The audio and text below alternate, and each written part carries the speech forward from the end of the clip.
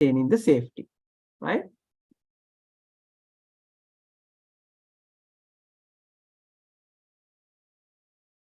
Okay, right.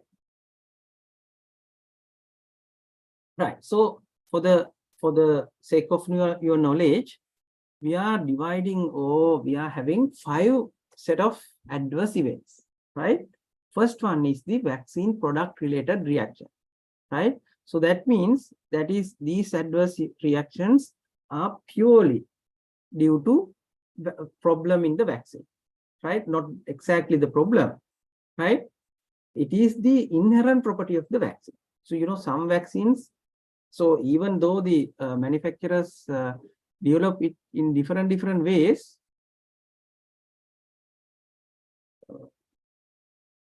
so different ways,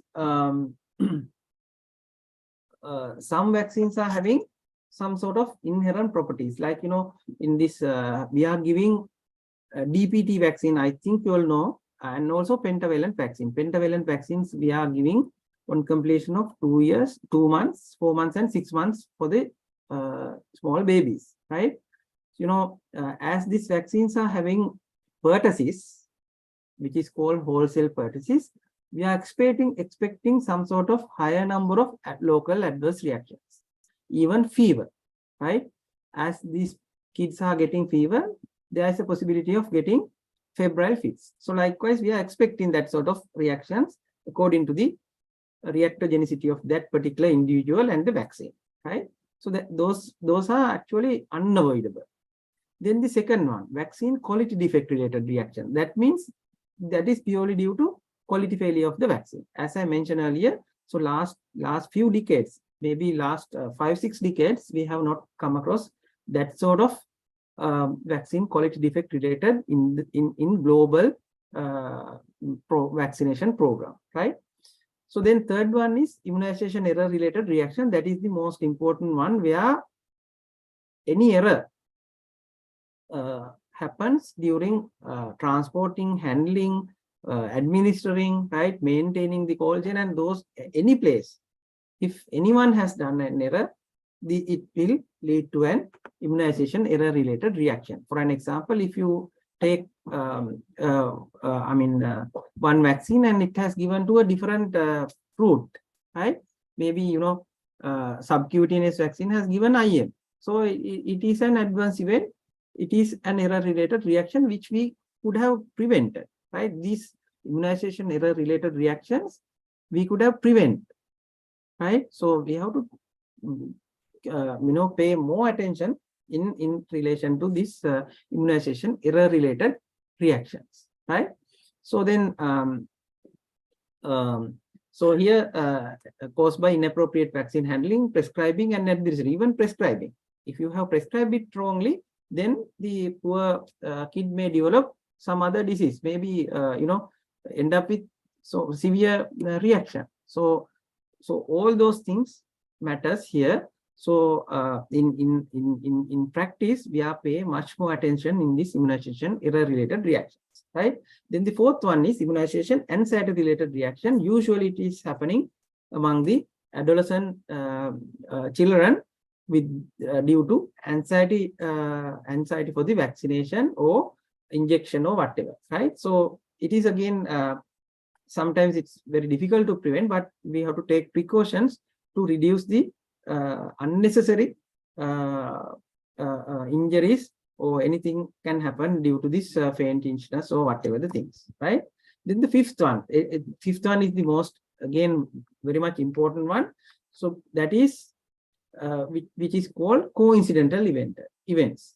In Sinhala, we call it as samagami hetu. For an example, so we are vaccinating a child at the time of vaccination. If the child is apparently healthy, we are straight away giving the vaccine. So at that time, child might be in the incubation period of maybe dengue, right? So child may develop fever maybe after 1 or 2 days, right? And he might go into dengue hemorrhagic fever, dengue shock. Child might die on the 5th day, but everyone relate this to the vaccine as the latest incident latest important incident is the vaccine. So in that case, we call these incidents as coincidental events. So this is very important as the program. So because the most serious cases, we have to be very careful. And as I mentioned earlier, we have to do this causality assessment in this type of coincidental events, severe coincidental events, right? So those are the 5 types of adverse events. As we don't have time to go in detail. So that is the main basic idea about this adverse events classification, right? So I think Dr. Chintana might have told you what is the surveillance is, right? So that is, this is surveillance, this is AEFI surveillance. So we do have a ongoing systematic collection of adverse events following immunization. For what? We are collecting this information and analyzing and providing information for action. So what are the action? So as our objective is to, minimize the adverse events as much as possible, right? Some adverse events from our level we can minimize, like immunization error related reaction. But for the manufacturer level, they could have considered this other 2 types, like vaccine quality defect related reaction and inherent property of the vaccines, where they can, if that particular vaccine is having high adverse events, then they have to consider about the manufacturing it. Maybe manufacturing modality they might have to change. So likewise, there are so many objectives, right? So so in this surveillance, as I mentioned, first thing is detecting adverse events, right? After detecting adverse events, you have to notify, right? Notify to the proper authority. I'll tell you where and how to notify, right? So then after notifying, you have to send a report, right? So then with the report, the place where they accumulated, they should investigate, analyze, and sometimes, as I mentioned earlier, some adverse events, you have to do the causality assessment and have to give a feedback as well, right? Feedback, and also then and there we have to take actions, right? Take action. So what are the reportable AFIs? Please remember this. All the AFIs should report. Whatever the AFI should report, right? But out of these reportable AFIs, we should know what are the investigatable AFI. Medical officer of health, MOH, is supposed to do the investigation. We have informed them. So what are the investigatable AFI? They know. Then at your level, if you have come across any sort of adverse events following vaccination or immunization, it is your duty to report all these AFIs to the proper authority, right? So during your day-to-day clinical work, if you have come across any sort of adverse events, it is a must to report this adverse event, right? It is a must. So this is in general what is the adverse event surveillance system in our country, but I want to highlight, because I don't have time to go in detail, as I mentioned earlier, because here, so from the hospitals or private hospitals or even general practitioners should use the AFI form 1 to notify this adverse event, right? So here AFIs can be detected at different settings. So this only the highlighted or in red color, I have mentioned the government hospital. Even at the OPD or Indo, you have to detect these cases, right? Maybe private hospital, even when you all are doing your general practice, right? So this is the reporting form. You can see, right? I think you all can see. So it is capturing very basic information of the child, but you have to inquire from their parents or guardian at the board. Most importantly, you have to get them down their child health development record. So all these, most of the information are there in the child health development record, right? So you have to consult your consultant and your senior colleagues to fill this form, and this should be duly filled, right? And complete the this form as soon as possible. Once you come across this type of any adverse event admitted into your ward, it is your duty to immediately notify this adverse event, because this we consider hospitalized adverse events are moderate to severe adverse events. So we need very quick information where we can act very quickly, right? Sometimes some may not that important, but as pre-intern house officers, it is your duty to notify immediately these notifiable, all the AFI to the proper authority, right? This is the format. This is a kind of a book. It should be there in all your medical, surgical, and pediatric wards, right? So please see whether it is available first. If it is not there, please inform to the director or the infection control nursing unit. So they will provide this AFI format book, right? It is in triplicate, right? So it's a kind of a format. So it is in triplicate, 2 carbonized copies. You have to write only 1 copy. The first copy which is in white in color. So then the other 2 copies automatically, prepared, right? So I'm not going to go into details. So it is very self-explanatory, right?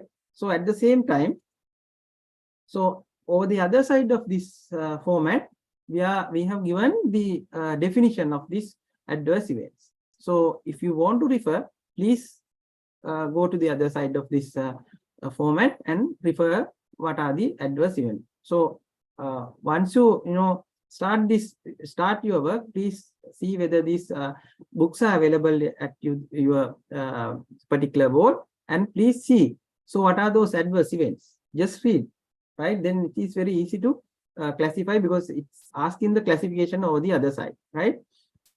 Like so several other important information you have to mention there. Sometimes you might have to take this information from the guardian, or sometimes you might contact this there's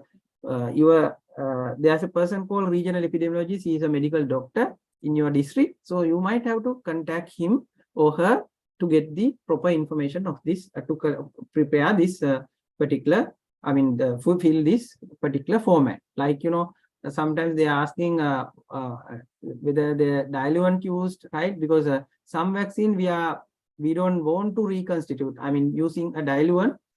Some vaccines we are prepare at the vaccination site, like BCG, MMR, and JE currently, right? So other vaccines, they are ready to use. So those kind of information they are asking. Then this batch number, route, expiry date, those information are there in the child health development record, where you can extract those information from the child health development record. So that is very important. Please be familiar, especially the pediatric ward house officers.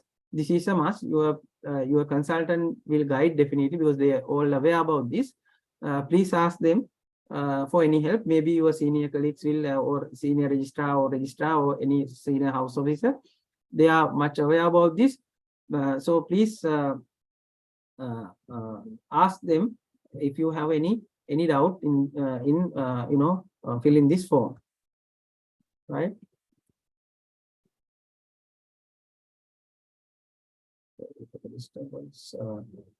Right. So this I'll just read. The hospital staff detecting AFI will report them using AFI notification form, which is called AFI form 1.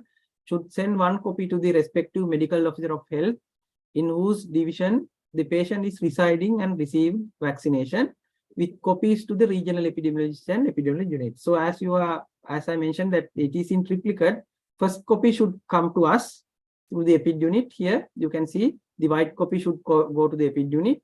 Then yellow copy should go to the medical officer of health of the patient's resident. And third copy should go, which is in pink in color, the third copy. It is to the, as I mentioned, the regional epidemiologist. He is placed in the regional director of health services office in the particular district, right? So to find out those places, infection control nurses, there should be a system in the hospital. So you don't want to bother about the sending this reports, there should be a person responsible for posting these copies to the relevant place, right?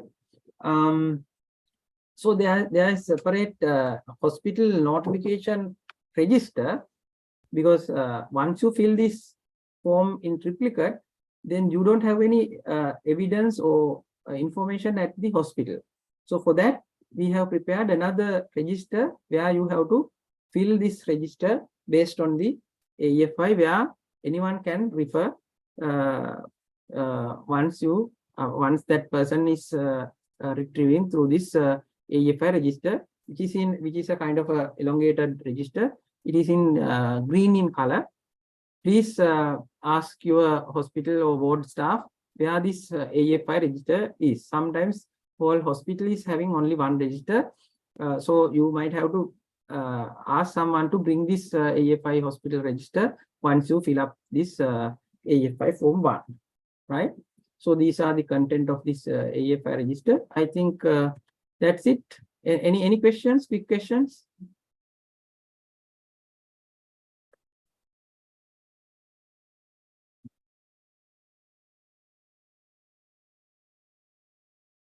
No questions.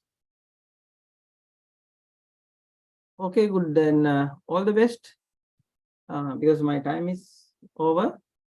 Thank you for your patience hearing, and all the best for your future endeavors.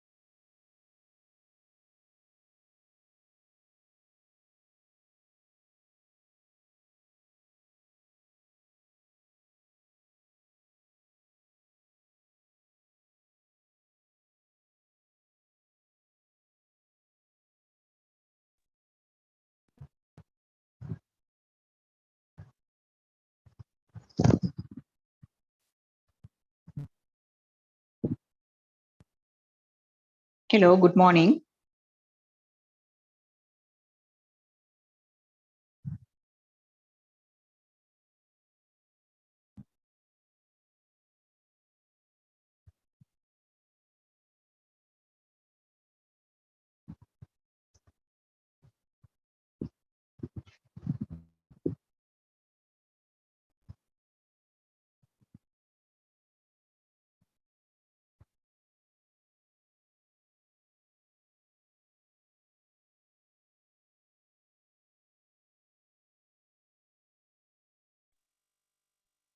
Good morning.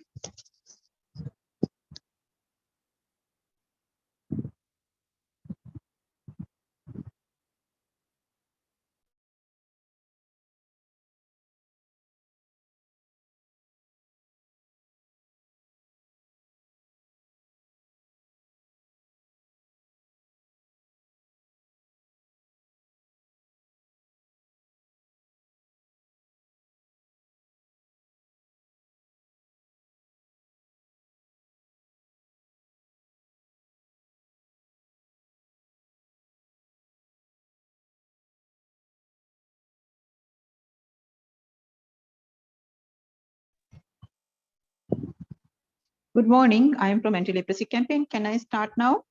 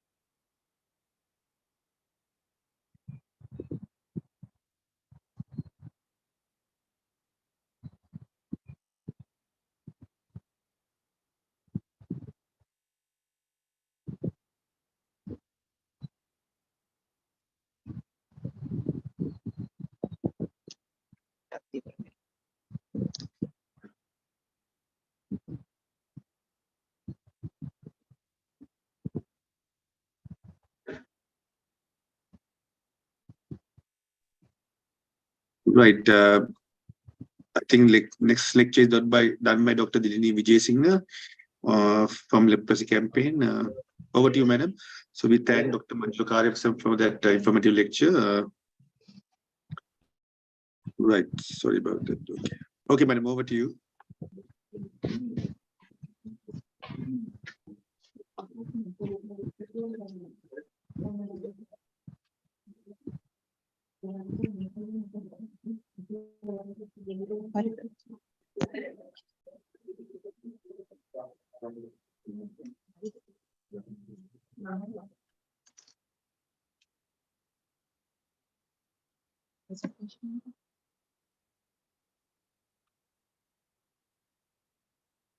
Hello, can you all hear me?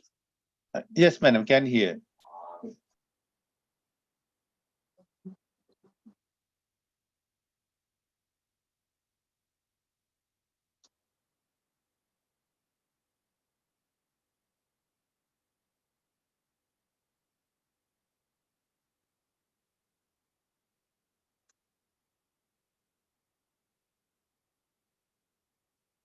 Hello, can you all hear me?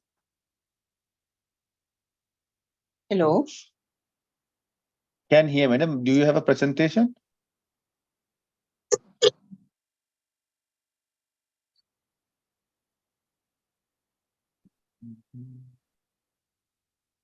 can you hear me? We can hear you. Yes.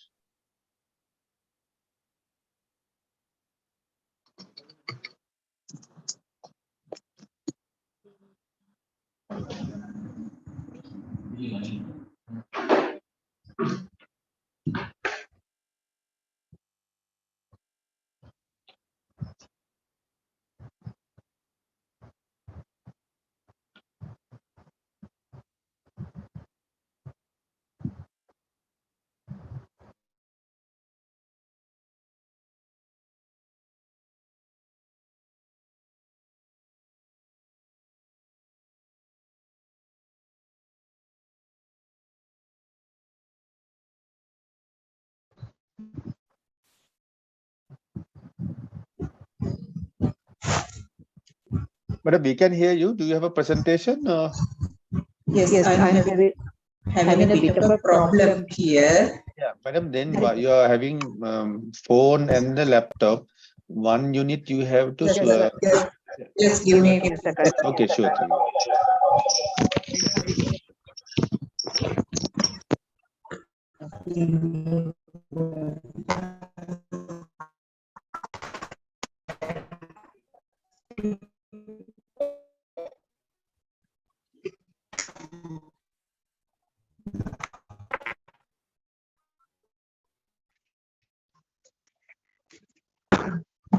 Make it a thing.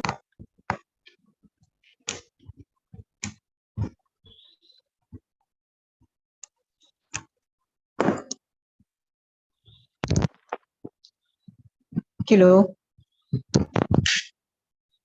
Hello, can you hear me now?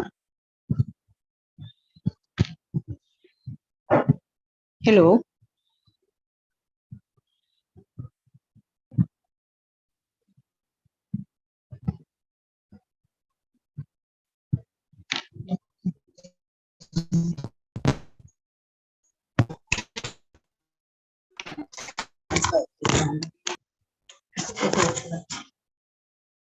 Hello.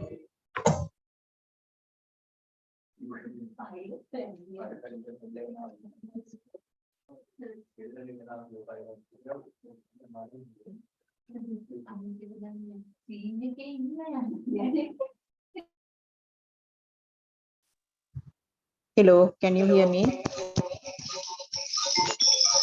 Yes, madam, it's going.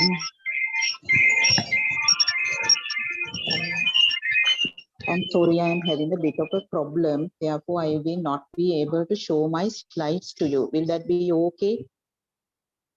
We are having a little bit of a technical problem at the ALC, but anyway, I will try my best. So, Okay, very madam, good right. morning. Very good morning to you all. I am Dr. Dilini Vijay Sekara, consultant community physician from the anti-leprosy campaign. What I'll be telling you is, as intern medical officers, what are the things you should know in relation to leprosy control activities in Sri Lanka. So first, if I tell you like this, as intern medical officers, what are the safety precautions you have to take when handling a leprosy patient? 80 to 80,000.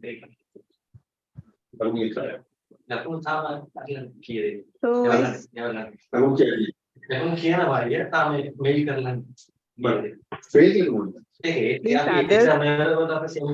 these others, can you turn off your, unmute your thing? So as intern medical officers,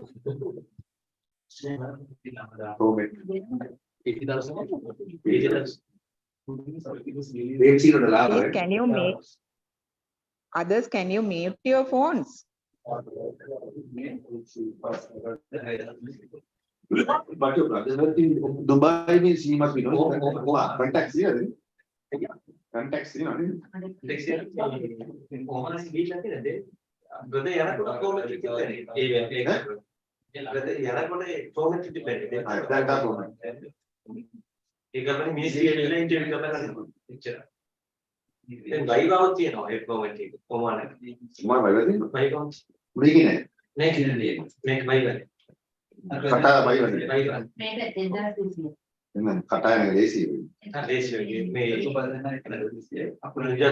others, can you mute your phones?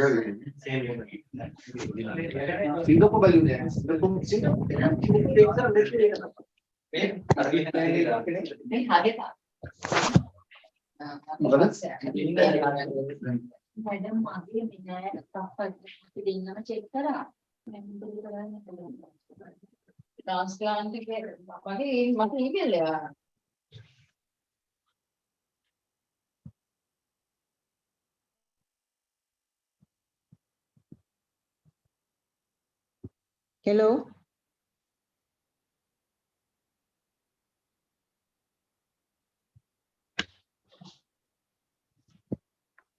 Hello.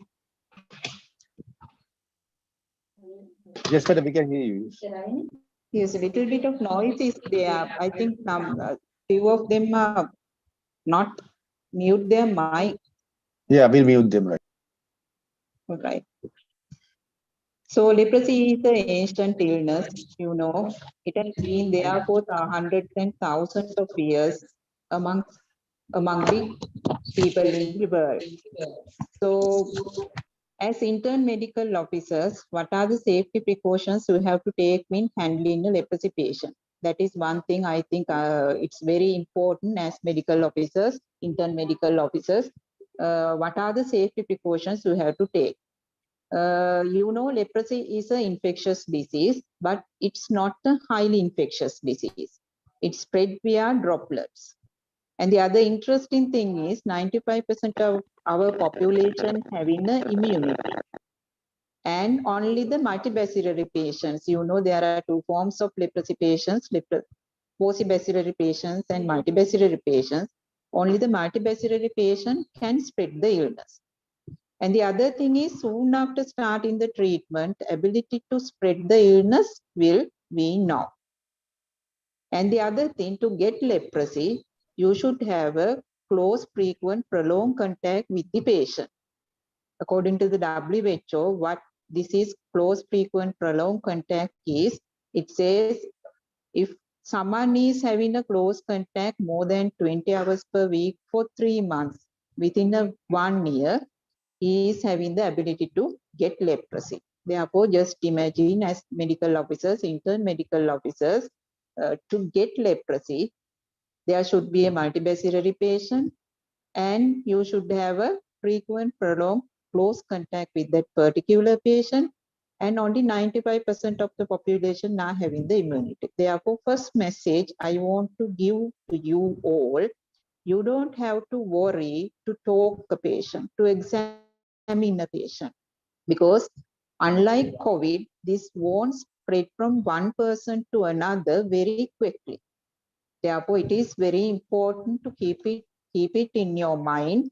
You don't have to worry, or you don't have to be afraid to speak with patient, examine a patient, or to touch a patient because of the mode of spread, the way this disease spread from one person to another.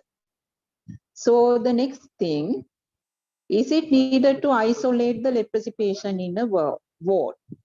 If a leprosy patient happen to be in one of your wards, is it needed to isolate the leprosy patient? The answer is no. You can keep the patient with the rest of the people in the ward. You can keep him. No need to isolate the leprosy patients because, as I told you, it won't spread quickly from one person to another. Therefore, no need to isolate that patient, no need to separate that patient. You can keep the patient as it is in the ward because it won't spread very easily from one person to another. And the other thing, it's a highly stigmatized illness. Nobody wants to get a label of leprosy. Therefore, as the intern medical officers, it's your duty to keep the confidentiality of a patient. You know whether you will be working in a medical ward, surgical ward, gyn-onc ward, or in a pediatric unit. These people might come into your ward seeking different any other illnesses. They might come into your ward. Therefore, you should understand this disease is having a higher stigma. Therefore, as pre-intern medical officers, the confidentiality of these patients has to be kept. And the other thing, you have to educate the ward staff because some of the time the minor staff, the nursing officers, they might be feared.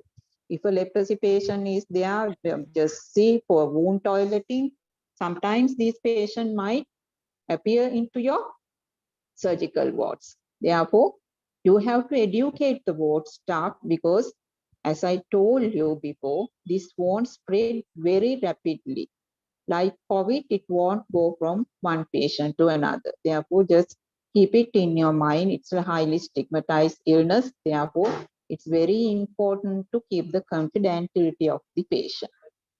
So, during your intern period, you can encounter undiagnosed leprosy patients, whether you will be working in a medical ward or a surgical ward, and a gyn-onc ward or a pediatric unit. Various for any other illnesses, they can come into your ward. Therefore, you have to always keep your eyes open for the signs and symptoms of leprosy because in Sri Lanka, annually nearly 2,000 new leprosy patients are diagnosed. Therefore, it's a hidden illness. Therefore, they won't come for they will be coming for other various reasons.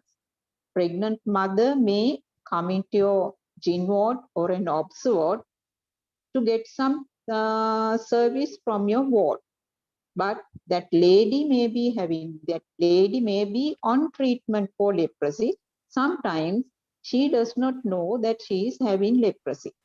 As it is a hidden illness, therefore, as the intern medical officers, just aware of the presence of leprosy in the community and aware on the signs and symptoms of leprosy.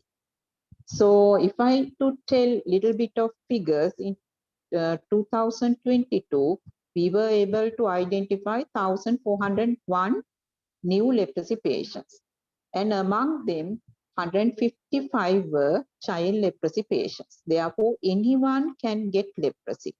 Even though you will be working in pediatric wards, some of you will be working as intern medical officers in pediatric wards, just aware of the signs and symptoms of leprosy.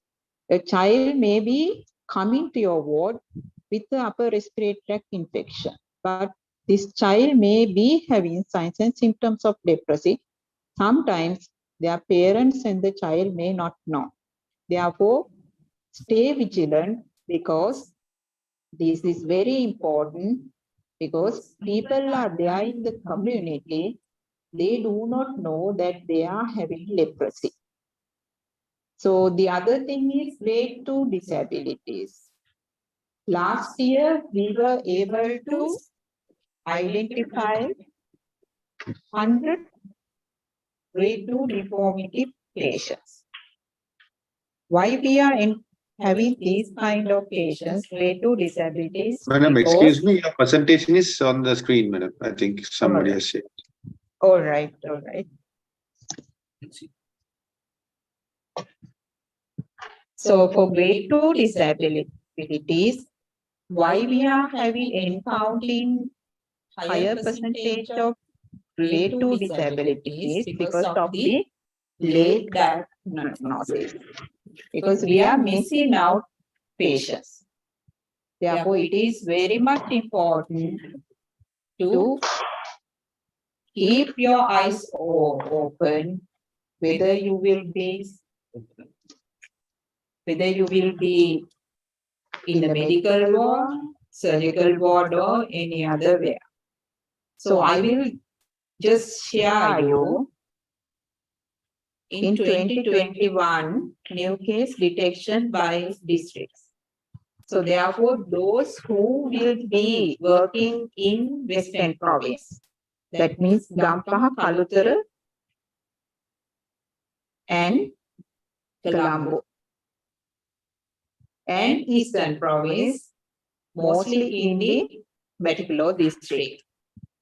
50% of our leprosy patients who were diagnosed as having leprosy, they are coming out from these districts. Apart from those districts, down south, that means Gold, Matara, and Hambantota, and Kurunegala and Pudulam, North Central Province, those who will be going for those provinces and districts. Stay aware that plenty of undiagnosed patients will be there. Therefore, just keep your eyes open. They can present with skin manifestations and some with peripheral nerve involved. Therefore, hypopigmented patches can be there. You know, leprosy is a spectrum of disease. Therefore, there are two ends. Patient can present with different kinds of presentations. They may be having hypopigmented patches. They may be having plaques. They may be present with numbness in their hands and feet, muscle weakness. Some of the people might present with closed hands, and sometimes they can present with facial changes also. Therefore, just always keep your eyes open, particularly that these districts I have mentioned. So if you found out a suspicious patients, as intern medical officers, what can you do? One thing is, you have to know the leprosy diagnosis is done by consultant dermatologists. Therefore, what you have to do is refer these people to the dermatology clinic. So those who do not want to go to the respective dermatology clinic, you can ask those people to go for the central leprosy clinic at the National Hospital Sri Lanka. In the room number 12, we are having the central leprosy clinic. This is the contact number. You can jot down that number. In that clinic, we are having a separate consultant dermatologist and a supportive staff. No need to send a referral even from Sri Lanka, from any part of Sri Lanka. Without the referral, anyone who wish to know his status, they can go to this central leprosy clinic. And the other thing, we are having a leprosy hotline. So this is the WhatsApp number. If you want any help to diagnose a leprosy patient, just go down the clear picture and WhatsApp to this number. So the Central Leprosy Clinic consultant dermatologists will be helping you to diagnose these patients. Therefore, just remember we are having this WhatsApp number. You can use whatever you want. And the Hyderabad Hospital, we are no longer recommending patients. Therefore, all the patients will be treated as clinic patients. Treatment and follow-up will be done by the dermatology clinics. We will be providing multi-drug therapy.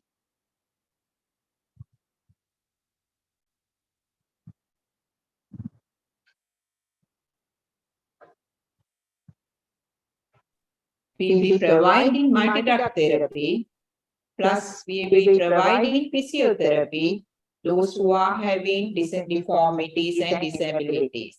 Little bit of counseling, plus we will be providing disability aids. We will be providing specially made shoes, splinters, gutters, those who are having deformities. And from the social service department, they are providing social service support also. So these are the things we are providing for the leprosy patients in Sri Lanka.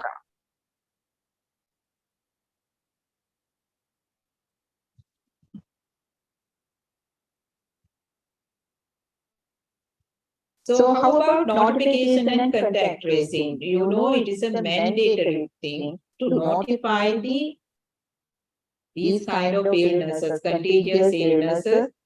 But for the leprosy, the notification will be sent from the dermatology clinic.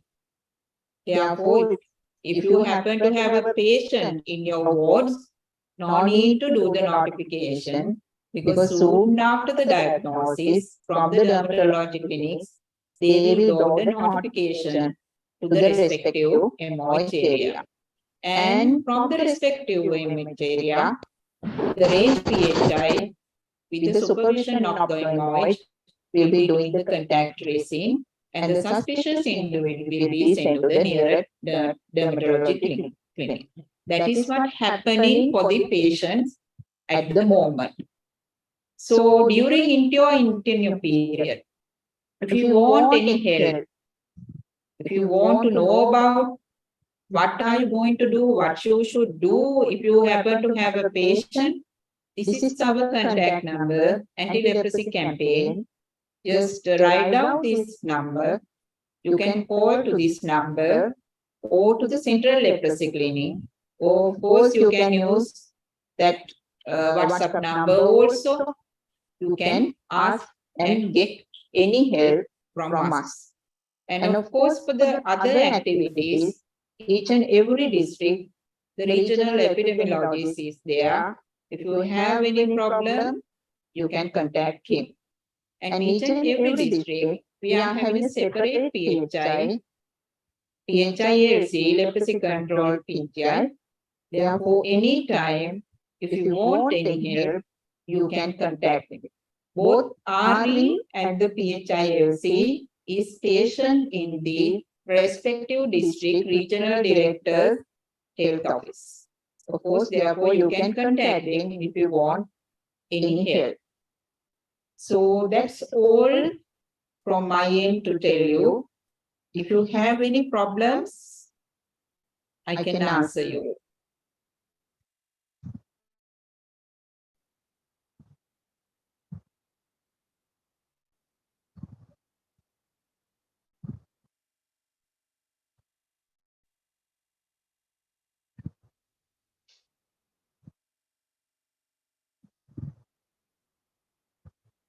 Sorry about the technical issue.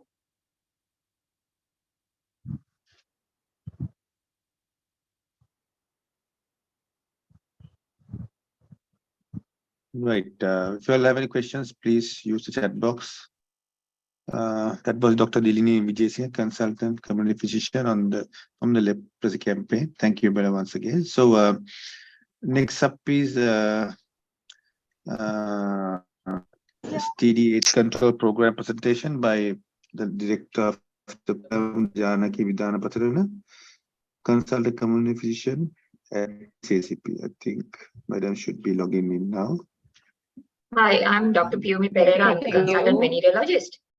Okay, Dr. PM, yes. I am supposed to do the lecture on behalf of our director. Hello. Yes, Dr. PM, you can start this presentation. Okay. Can I just share my screen then? Sure thing, yes.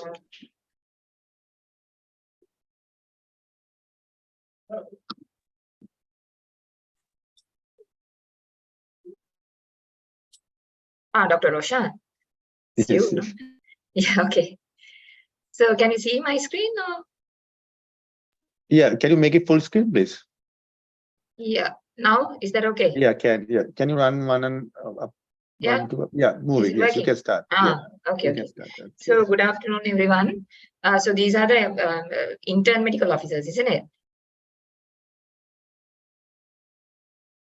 Okay, so I'll be talking briefly on the National STD Control Program and the services we provide and how you can get involved in the day-to-day management during your internship.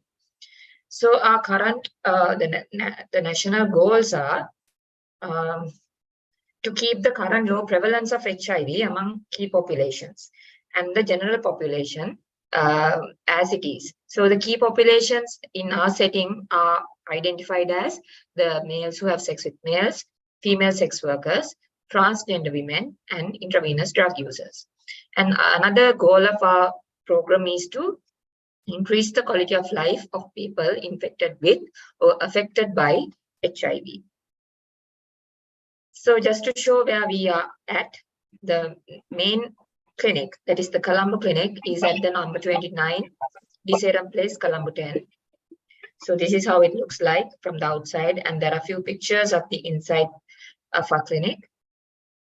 And in whatever situation, if you need any document, any publications, any information, you can go to this website.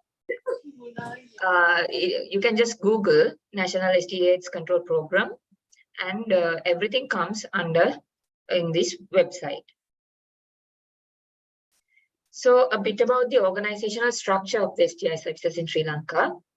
So we are under the DDG PHS, and the National STD/AIDS Control Program is a public health plus a clinical program. So we have STD HIV care clinics providing STD care and HIV care. And we have the National Reference Laboratory for STDs and HIV. Apart from that, we provide counseling, training for especially undergraduates, postgraduates, and relevant stakeholders, then strategic information management, surveillance of certain diseases, and having relationships or liaising with other multi-sectoral partners, and providing information, education, and communication material. So in the National STD/AIDS Control Program itself, we have the director, and under her, we have HIV care coordinator, STI care coordinator, training and capacity building coordinator, and a SIM, strategic information management unit coordinator, epidemiologist, and a consultant microbiologist who's in charge of the laboratory. So you must be aware by now, we have STD clinics island-wide, 41 clinics, and one for each district. So some are under the administration of the district general hospitals, some are under the regional director of health services. So these are walk-in clinics. You don't have to refer a patient, or you don't have to come to our clinics with a referral. The patient can come when they want without a referral. And our clinics are open on weekdays from 8 to 4 and Saturday from 8 to 12. So usually the location is within, separate location from the hospital, somewhere nearby to the hospital. And some clinics can be within the hospital premises, such as the clinic in Ragama or Putla. Those clinics are within the hospital premises, but most of the rest of the clinics are separated from the hospital, as they are under the regional director. And they can have different names to reduce stigma, such as in Nampara, we call it as Prarthana. And in other districts, sometimes they don't call it as STD clinics, they call it as sexual health center. because some people find it very stigmatizing to come into a STD clinic just because of its name. So as an intern medical officer, just know where your clinic is, where it is situated, where it's in the hospital or outside the hospital, so that you can educate the patient if the patient wants to come to our clinic, where to go, rather than getting him confused. So these are the services available in detail. So under STD care, we do testing for STDs such as gonorrhea, syphilis, and mainly gonorrhea and syphilis. Others, we do microscopy for like non-gonococcal infections, and then trichomoniasis, candidiasis, bacterial vaginosis. Those are the main tests available. And then we manage herpes, gonorrhea, chlamydia, syphilis, and all the battery of STD. And then we do counseling, partner notification, and contact tracing. Because these are sexually transmitted infections, we need to sometimes treat the partners as well. So we need to get them down. So that's what is called as partner notification and contact tracing. Then we give condoms, lubricants, self-test kits, and pre-exposure prophylaxis and post-exposure prophylaxis following sexual exposures free of charge. I will go into details later on. And then HIV care, we do diagnosis, we provide treatment, and managing them. They have to be managed lifelong. And then we provide investigations, specific as well as biochemical investigations.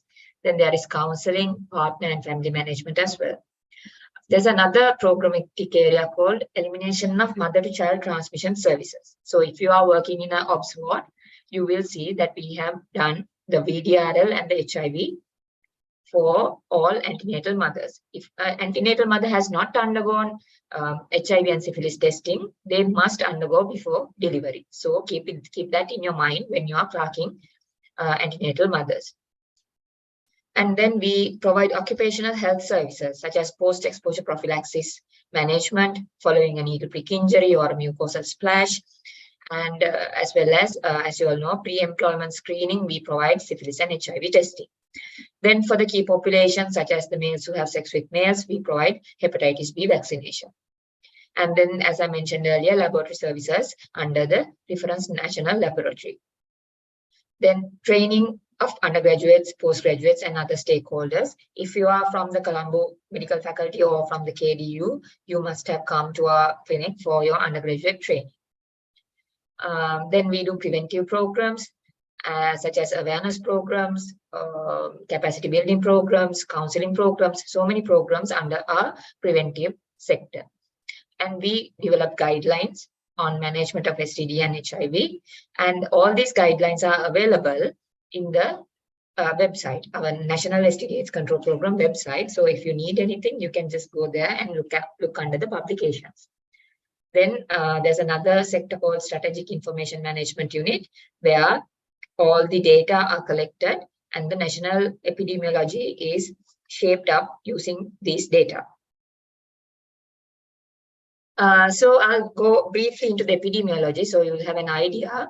So we are now at the highest ever total number of PLHIV worldwide, with an estimate of 37.87 million living, according to the UNAIDS. So you must know that HIV is now, even though it is not a curable disease, it is a controllable disease. So most of our patients are now living with HIV. So the number of people living with HIV is rising. So in Sri Lanka, we think around 4,100 people are living with HIV, but only 86% know their status. So there is a gap, and only 84% are in our services. So where you can help is by identifying HIV patients during your day-to-day activities in the ward. I'll let you know the conditions that you will have to suspect HIV so that you can arrange a HIV screening. So in 2022, the highest number of reported cases was 607, and the males have been reported more with the infection. Then the ratio is now male to female is around 9:1. And the alarming sign is that the the younger age patients, that is from 15 to 24 year olds, are now being identified with more HIV infection. And also IV drug user population also have reported significantly with a higher number in 2022 compared to the previous years. And the most probable mode of transmission was reported as male-to-male sex in the reported cases in 2022. Then a bit about HIV testing. So we do the rapid test algorithms now.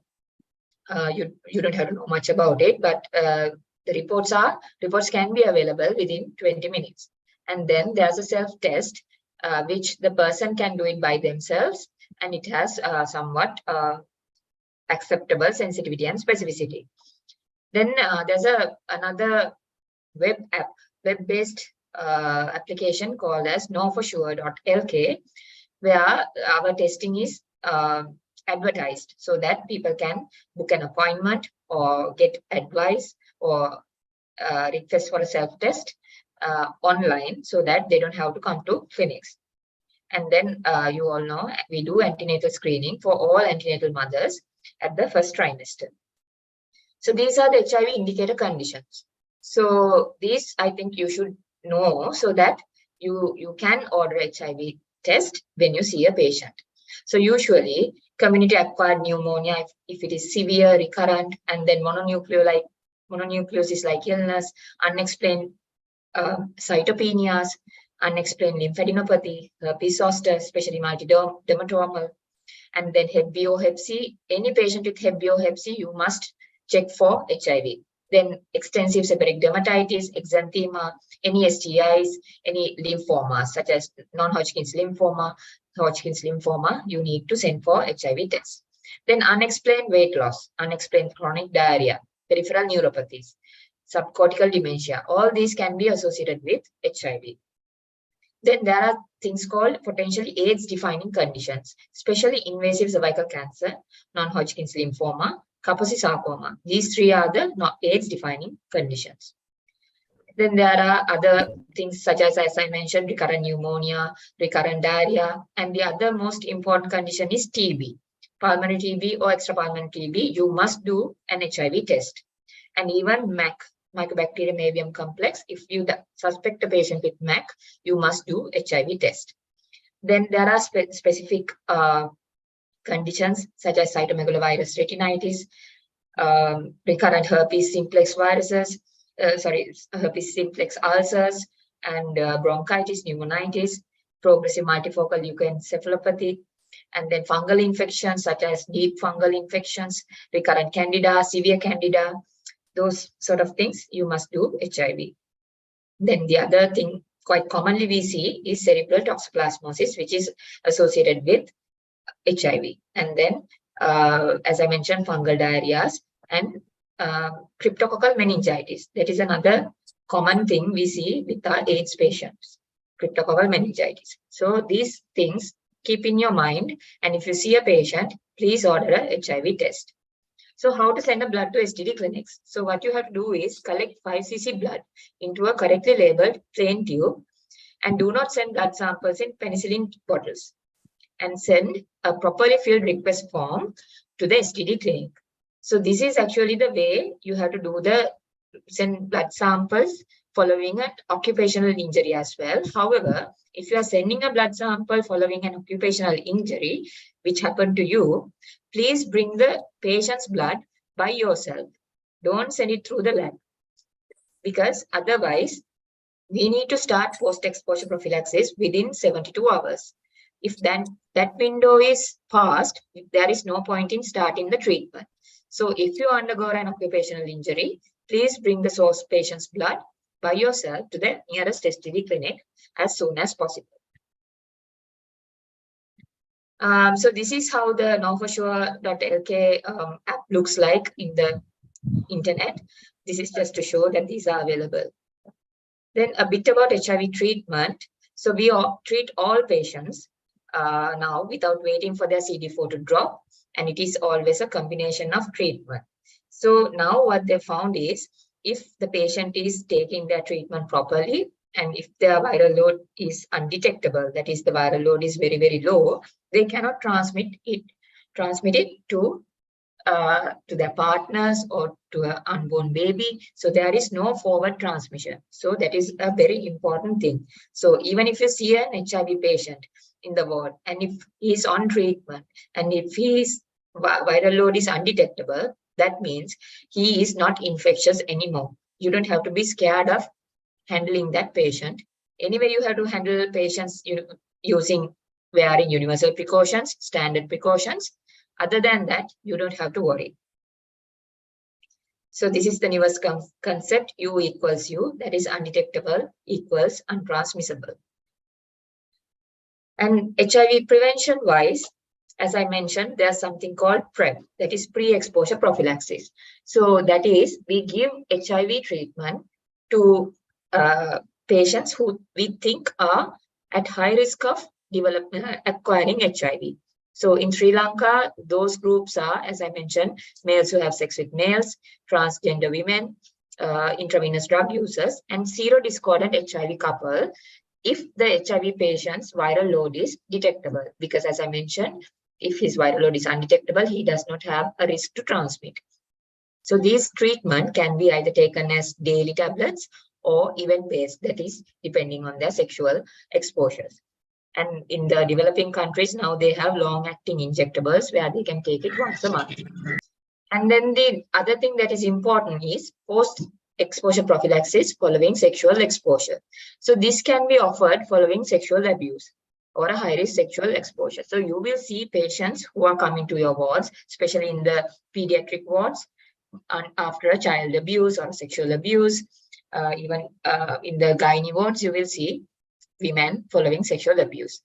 So even men, you will see coming with sexual abuse. So those sort of patients needs to be sent to the STD clinic within 72 hours for us to start the post-exposure prophylaxis. So always remember this, the time duration. It is 72 hours after the exposure.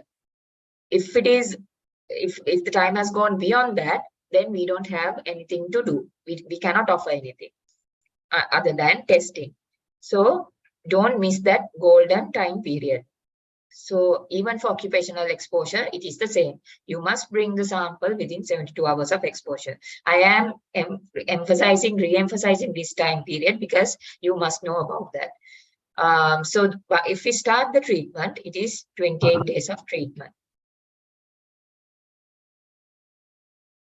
So you must have heard that Sri Lanka received the WHO certification for the elimination of mother-to-child transmission of HIV and syphilis in 2019, and there will be a revalidation cycle in 2024. So probably they will come and they will visit antenatal clinics, obstetric wards, labor rooms, all that randomly. We can't say where they would come, but a team would come randomly to check whether we are doing everything as before. So just be aware that there are certain registers to be maintained. I think the nurses are aware of those things, and there's a process to follow. And then what you have to make sure is all antenatal mothers have undergone HIV or syphilis, HIV and VDRL testing. And also remember, if the woman has undergone a stillbirth or a miscarriage, still they have to do HIV testing, because HIV or syphilis per se can cause stillbirths or miscarriage. So don't miss any patients who may need an STD check. So from interns, what we would expect is to identify HIV indicator conditions, as I mentioned earlier, or AIDS-defining conditions at your setting, and offer HIV testing. So when we say HIV testing, now there is no need for pre-test counseling. You don't have to counsel the patient for a long time. You can just say, we are going to do HIV test just to see your status, because this condition can be associated with that. That is enough.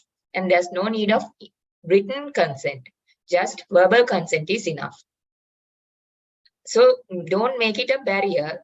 The pre-test counseling or the written consent, please don't make it as a barrier. You can just do it as you order a full blood count. And then if you are working in an obs ward or a gynae ward, make sure all antenatal mothers have undergone HIV testing. And if necessary, if you feel that this mother may be at high risk, maybe the husband is maybe a drug user coming from, there are certain areas which we can suspect that they may be at high risk. So it is always good to repeat the testing at third trimester in high risk women, so that we can start treatment, because we've seen mothers getting positive during their pregnancy period. The first test was negative, but at the delivery they have been positive. And if you are working in the pediatric wards, or again check, especially for the newborns, check if the mother has undergone the HIV test. And then you need to be aware about the availability of occupational post-exposure prophylaxis and post-exposure prophylaxis following sexual exposures. I would like to mention that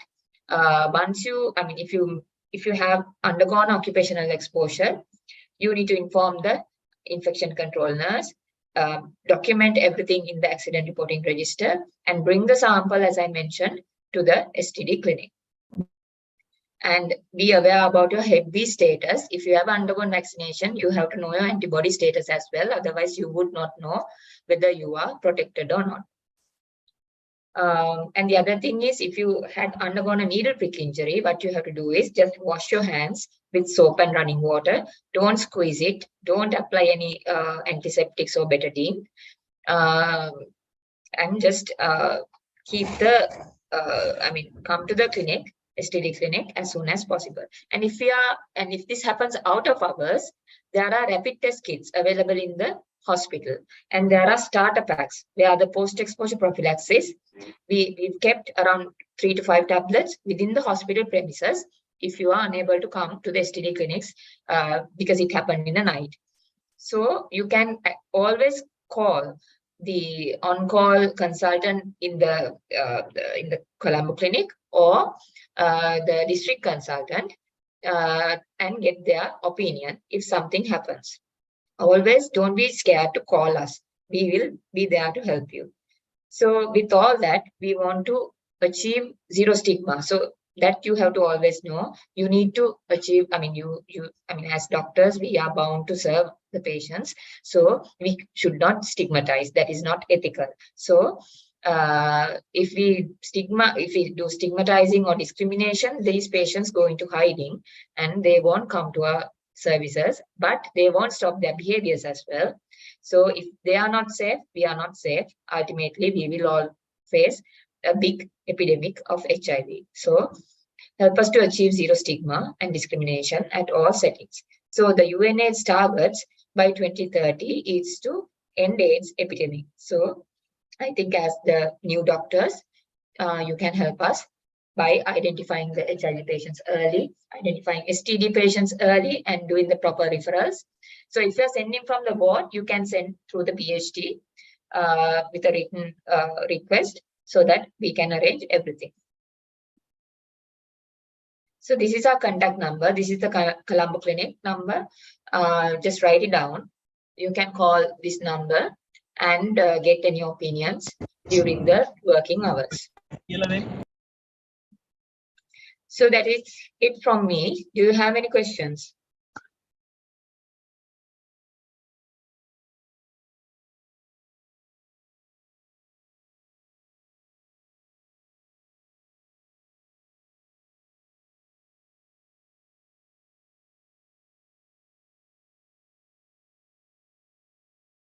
If you have any questions, you can ask.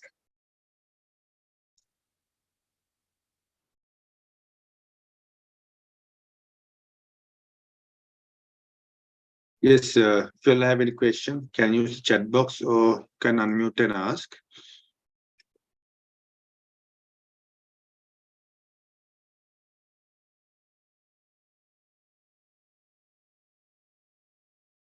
So can we explain about the post-exposure prophylaxis, Dr. Pim? Yeah. So post-exposure prophylaxis, as I mentioned, we need to start the treatment within 72 hours, and we give HIV medicines for them. It's a 3 drugs combined in 1 pill or 2 pills, and they have to take it daily for 28 days. The most important thing is that they have to come within 72 hours. And we will decide on starting post-exposure prophylaxis depending on the blood report of the source patient. That is, if the source patient is positive, anyway, we will start.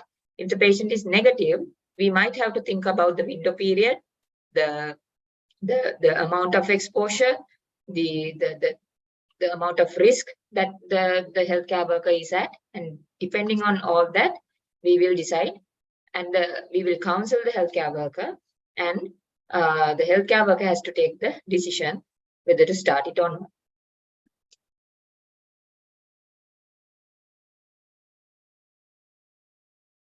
If you found for pre-interns, they might encounter finding positive patients in the ward. In such a case, how do they go about it? Sorry, it's not clear. In the case of finding a positive HIV screening positive patient in a ward, so how do you advise them to go about it? So the main thing is you need to maintain confidentiality of the patient and the privacy. If you find that the patient is positive, you don't have to go about saying everyone that this patient is positive. You just have to, as a doctor, you have to maintain confidentiality and reveal the status on need to know basis only. And then you should not, that is what I mentioned earlier, stigmatizing or discrimination should not happen. They need to be treated the same way as the rest of the patients. And if they are newly diagnosed patients, we would probably start treatment as soon as possible. So you don't have to worry about that. And handling them is the same as handling any other patient. You have to use universal precautions. So even when you are starting now, if you are doing any procedure for any patient, use gloves so that you are used to wearing gloves and doing a procedure. So so those are the main things. The main things you have to do is don't worry, don't be afraid, and do not reveal do not break the confidentiality of the patient, and then give proper standard of care. And if anything happens, maybe occupational exposure, just contact us as soon as possible. The risk of getting HIV through a needle prick injury is very low. It's around 0.3%. From a mucosal splash, it is around 0.1%. So it is very low. The highest risk of transmission of a bloodborne infection, the highest risk is for hepatitis B infection. So that is around 30%. Hep C is 3%. So that is why I mentioned, even though you've undergone your vaccination series, you need to know your antibody levels for Hep B to see whether you are protected or not.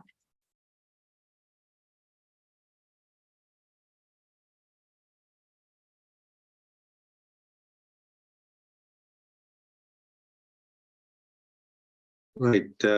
Thank you very much, Dr. P. Pereira, consultant immunologist in National STD Control Program in Colombo, for that comprehensive, profound lecture on HIV and the services rendered by the National STD Control Program, plus the Provincial STD Control Program. So I think, as Dr. Piumi mentioned, you all can contact any moment for information and how to go about in the case of prick injuries and post-exposure prophylaxis as well.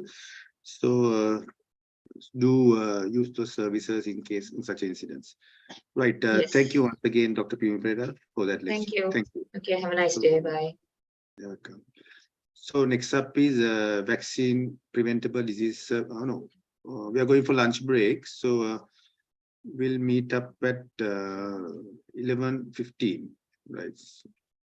So other thing I want to mention is attendance is quite strict. So I have noticed it will be active for 5 minutes. So those who are unable to submit during that 5 minutes, you won't be able to do it again. So we will share another attendance in the evening as well. So make sure that you'll join in. So others who are joining, going for SLMC, they can join by phones as well. Right. So So meet up at 1:15, right? Lunch break. Thank you.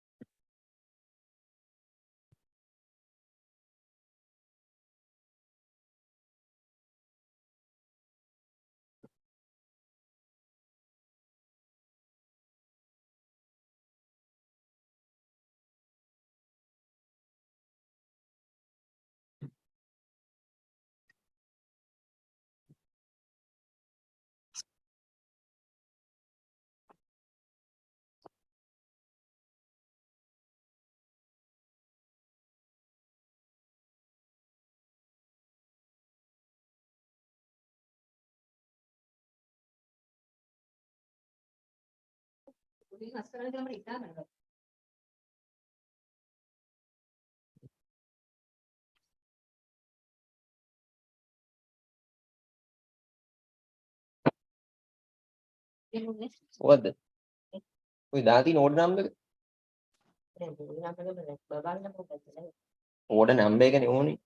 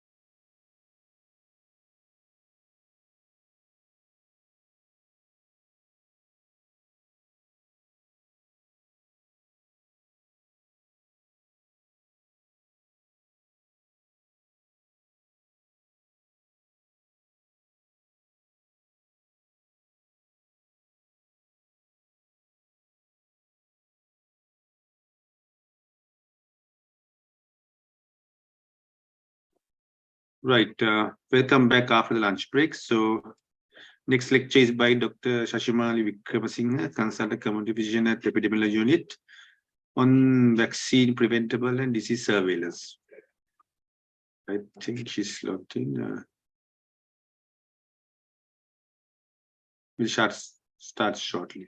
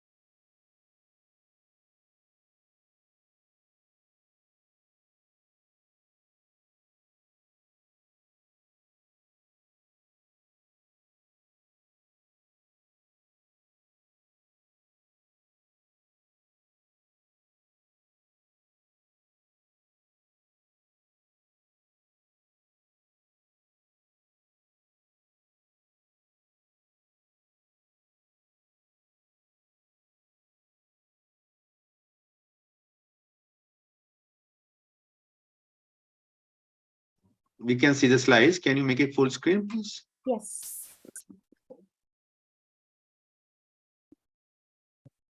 Okay, no? Yeah, we can. Yeah, it's moving. You can start the Okay. session. Right. Over to you. Right. Thank you.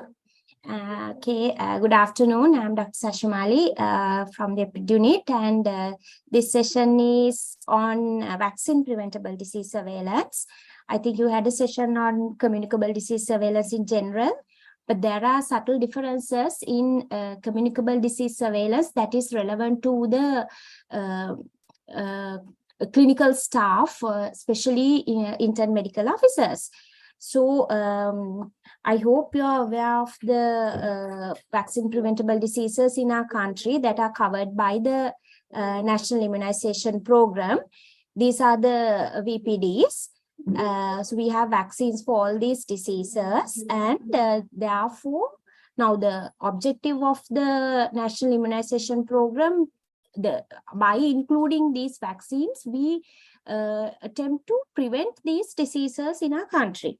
Therefore, we take a special concern about these diseases and do a special surveillance to ensure that these are either not reported, or if they are reported, they are thoroughly investigated. So most of these diseases, once, suspicious cases, present to hospitals first. That is why you have an important role in prevention and control of VPDs in the country. all these 13 diseases, among these 13 diseases, there are a number of diseases that have very special surveillance programs. I will be focusing mainly on those because you have some actions pertaining to these surveillance programs. Prior to that, I will just mention the main achievements of our national immunization program, where we are now as a country.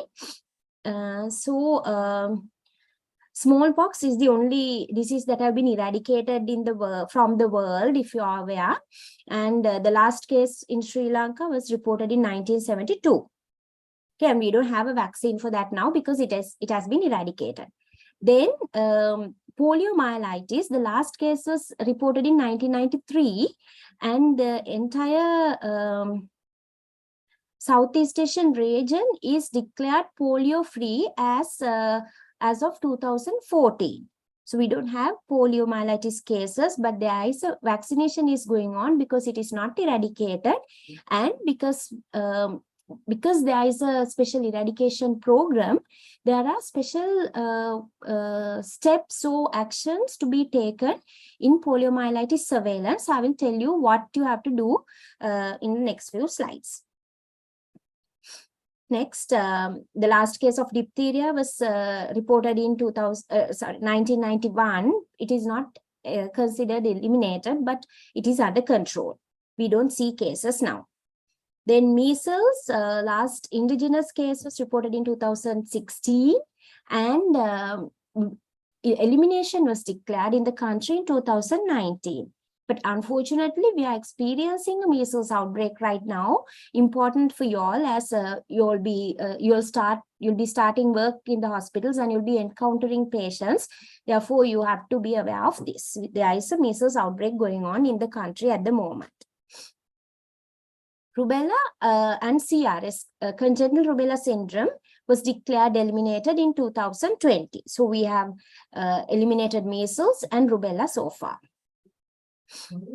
Neonatal tetanus, last case was reported in 2009, and the entire Southeast Asian region was declared as eliminated, the maternal and neonatal tetanus eliminated in 2016. So these are the main achievements, just for your knowledge before we move on to what practically happens in these surveillance programs. Right. Poliomyelitis, like I said, there's a global polio eradication initiative going on. It is the second disease we are trying to eradicate from the world. So, there is a very intense surveillance program throughout the world. Therefore, we have to be very careful and very concerned about poliomyelitis surveillance. Right. So main strategies used are immunization, which is not very relevant to the clinical staff for for you as intern medical officers, because route immunization usually takes place in the MOH officers and in the field.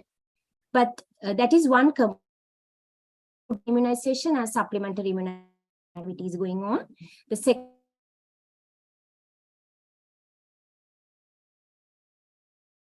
main strategy is surveillance. Here, it's not poliomyelitis surveillance, it's AFP surveillance or acute flaccid paralysis surveillance.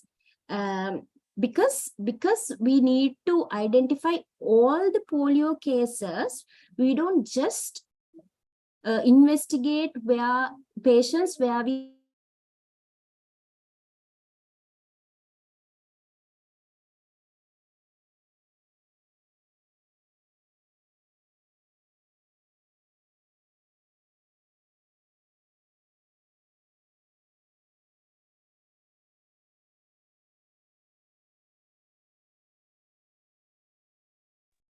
Sorry, are the slides visible to you?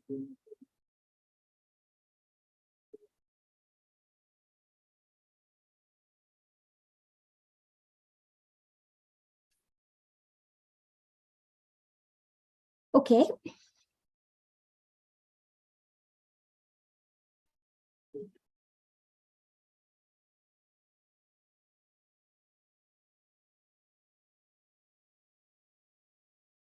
Thank you.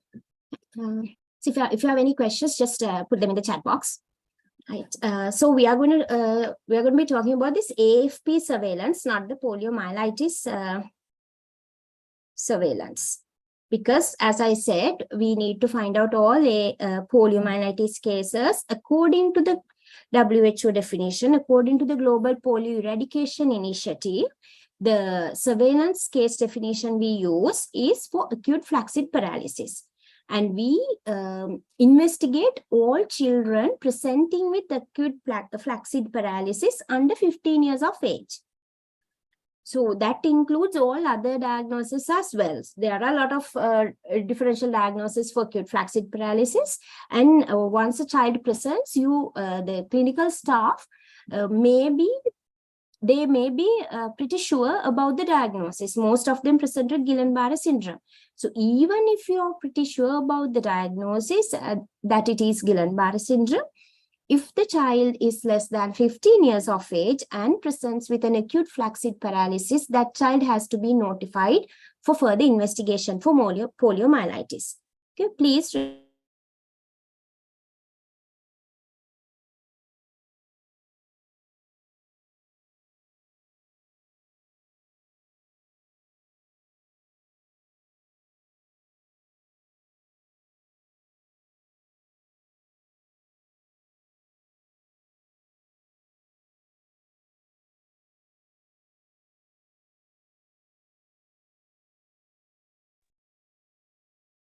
If you encounter a child less than 15 years of age with acute flaccid paralysis, be it Guillain-Barré syndrome or any other neuritis, the child has to be notified.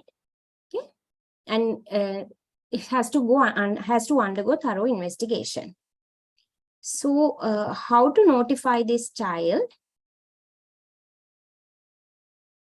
Ideally, the child has to be notified to the epidemiology unit, the chief epidemiologist, and the regional epidemiologist of the district where the child resides in. But you can contact the ICNO, the Infection Control Nursing Officer, or in hospitals like LRH, the Public Health Inspector, the PHI. You can contact them and they will tell you what to do with regards to this child. Okay, so it has to be immediately informed to the epidemiology unit that there is a child with AFP under 15 years of age. And then there is a form to be filled, a very simple form with basic information about the child for us to initiate the investigation. Okay, so it's called pink form or form 1. This is the form. The hospital would have this form. You can ask the ICNO or the PHI for this form. It has to be filled and sent to the epidemiology unit.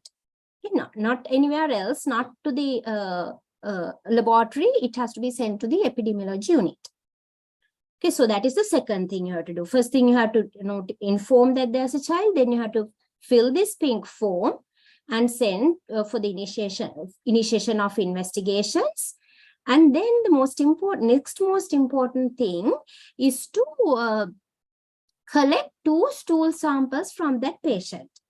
Now, collecting these samples, it has to be carried out ideally within the first 14 days of the onset of paralysis, because that is when the viral shedding in the stools is at its maximum.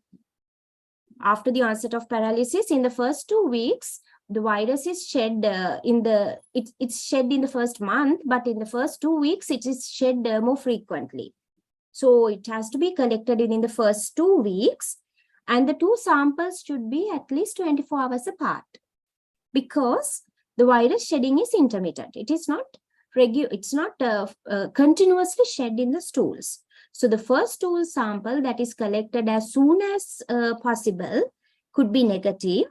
But then if you collect the second stool sample, say after 24 hours on the day 3 or day 4, then it might become positive because virus is shed intermittently. So remember, within first 14 days of onset of paralysis, 2 stool samples at least 24 hours apart.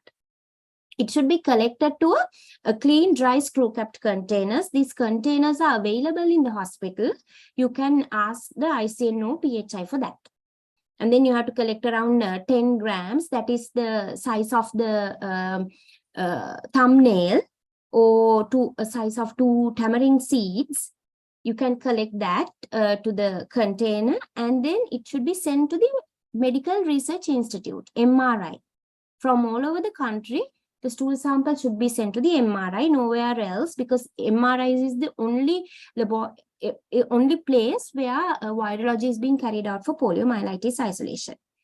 So it should be sent to MRI and should be sent in 2 to 8 degrees of Celsius. The temperature of the container should be maintained, of the sending of the package should be maintained at 2 to 8 degrees of Celsius, because the heat will inactivate the virus. And until it is sent, it should be kept in the refrigerator. It should be transported to MRI within the first 3 days of collection. Otherwise, the yield would be low. So all this information you can get from the ICNO, the PHI, on how to collect the stool samples, and they will mediate sending them to the MRI. Right? So those are the things you have to do once you encounter a patient with acute flaccid paralysis under 15 years of age. Okay. So this is the form 1, as I told you. This has to be filled and sent to the epidemiology unit. Then the stool samples have to be collected, and this also has a cage to write the dates of stool sample collection, because we need to monitor. Now, why I'm stressing on these activities is because the entire investigation process for all AFP patients under 15 years of age are monitored by the National Polio Expert Committee, which consists of, experts from all the fields, pediatrics, pediatricians, clinicians, virologists, microbiologists, epidemiologists, everyone who is related to the AFP surveillance are in this committee. So each case is monitored by this national committee as well as the WHO. World Health Organization regularly assess the surveillance, AFP surveillance of all the countries, because it is in the process of eradicating the disease. So we don't want at least one patient in anywhere in the world. So that is why there is a very stringent surveillance mechanism. So because all these activities I mentioned are assessed regularly, therefore we will be questioned on this. The country will be questioned on the strength of the surveillance. Therefore, all these activities have to be carried out accurately and in a timely manner. Okay, so that is your responsibility as intern medical officers in relation to AFP surveillance. Okay, the next important disease type is measles and rubella. The VPDs, measles and rubella. So now there were elimination targets to eliminate measles, rubella, and CRS by 2020. Measles elimination was achieved in 2019, and other two, rubella and CRS elimination was achieved in 2020. But unfortunately, we are experiencing measles cases again. Right? So measles and rubella elimination strategies also are very similar to AFP surveillance. It's maintaining high immunization coverage and case-based surveillance and investigation of each suspected case. Okay. Immunization is carried out at the age of 9 months and 3 years. And so once you encounter patient in these age groups, even if not suspected to be having measles or rubella for other cases, please see that they are immunized. Okay. Please make sure that they have got the measles MMR vaccination, because there is an outbreak going on at the moment, especially among unvaccinated people. So vaccination is important. Then comes the surveillance. Each and every suspected case has to be investigated, just like in AFP surveillance. Okay, so that is where your responsibility lies, and also the effective case management to prevent spread. Right. So like in poliomyelitis, where we investigate all acute flaccid paralysis cases for the presence of poliomyelitis. Here also, the case definition is very broad. Suspected measles and rubella patient would be any person with fever and maculopapular rash. There is no age limit here. There was an age limit in AFP surveillance, but there is no age limit here. Any person who is suspected to be, who is presenting with fever and maculopapular rash is suspected to be having measles or rubella. Can be notified as either based on your clinical judgment. So remember the case definition is just fever and maculopapular rash. So your responsibility here would be to notify the medical officer of health on suspicion. I think Dr. Chintana elaborated on that. So I'm not going to talk on that. So you have to inform the MOH, and you have to inform, at the same time, you have to inform the epidemiology unit also. Okay, so you can again liaise with the ICN or the PHI to inform the epidemiology unit. And then just like in AFP, the pink form, there's a blue form to be filled for measles, rubella suspected patients. Okay. So this form, it again contains very basic information for the EPID unit to initiate the investigation. This has to be filled and sent to the epidemiology unit. Okay. So this is the form. It will be available in the hospital. It's a blue form, even though it's not shown here. This has, so you can see that only few information are required, and this has to be filled and sent to the epidemiology unit. So that is your first task, apart from notifying to the MOH on suspicion.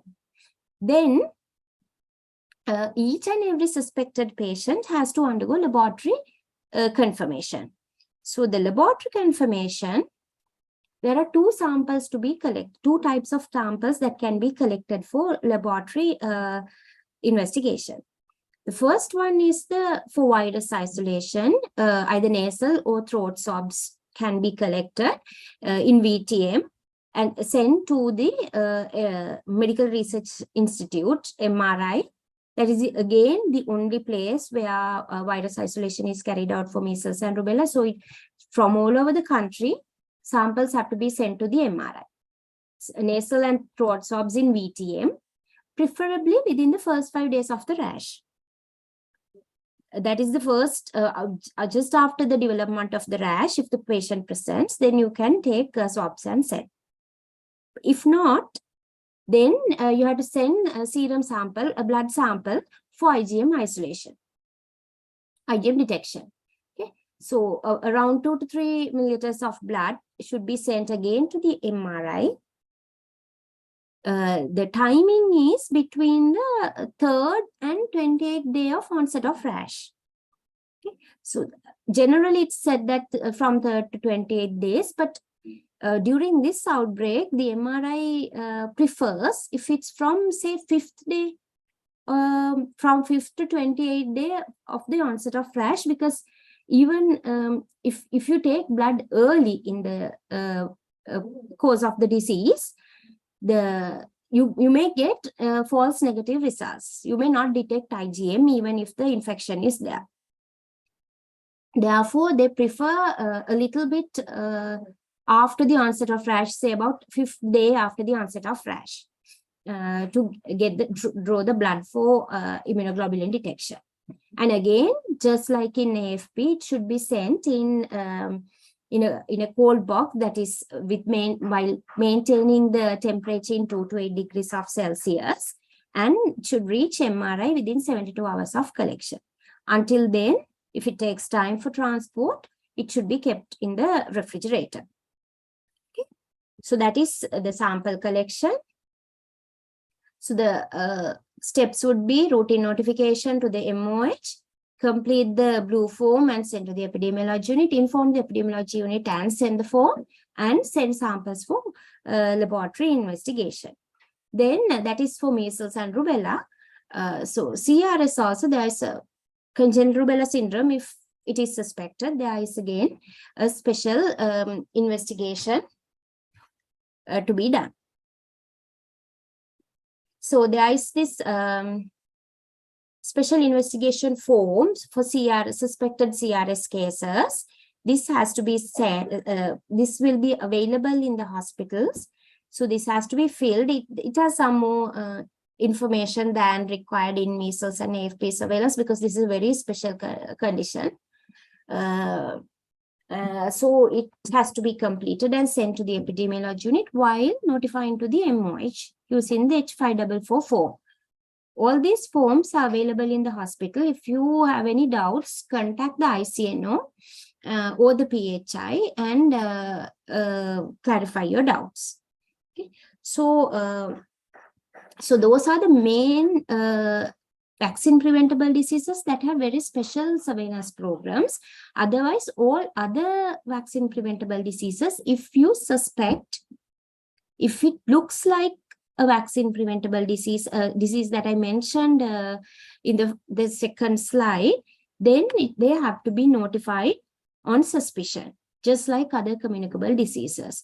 Please pay special attention to these vaccine preventable diseases, because we are spending a lot of money on vaccination and we want to control these diseases in the country. Okay, and surveillance and making sure that if they are reported, they are thoroughly investigated and spread is discontinued is one of the main ways of ensuring that we are free of, the country is free of these vaccine preventable diseases. So if I reiterate on the common issues in VPD surveillance process we are experiencing, first thing is AFP notification. In relation to AFP notification, notification is not either not done or it is delayed, because what, like I mentioned earlier, when the clinical staff is pretty sure that this is due to another, not due to poliomyelitis and due to another entity, for example GBS, they are not aware that it should be notified. But it should be notified. All AFP cases under 15 years of age, despite the diagnosis, should be notified to ensure that there is no poliomyelitis entity in that patient. Okay, please remember that. Then the stool sample collection for AFP, most of the time it is delayed. Like I said, it should be collected within 14 days of the onset of paralysis and at like 24 to 48 hours apart, the two stool samples, and adequate amount should be collected, like amount of the thumbnail, and be sent to the MRI in maintaining the temperature between 2 to 8 degrees of Celsius. Unless the MRI receives the stool samples in these conditions, they will not accept it. They will reject the stool samples and we will not be able to investigate this patient, and there will be many issues. Therefore, please pay attention to sending the stool samples in the correct manner. Then again, for measles and rubella cases, samples are not sent for laboratory confirmation. But for each and every measles and rubella case, especially because they have been eliminated from the country, laboratory confirmation is a must.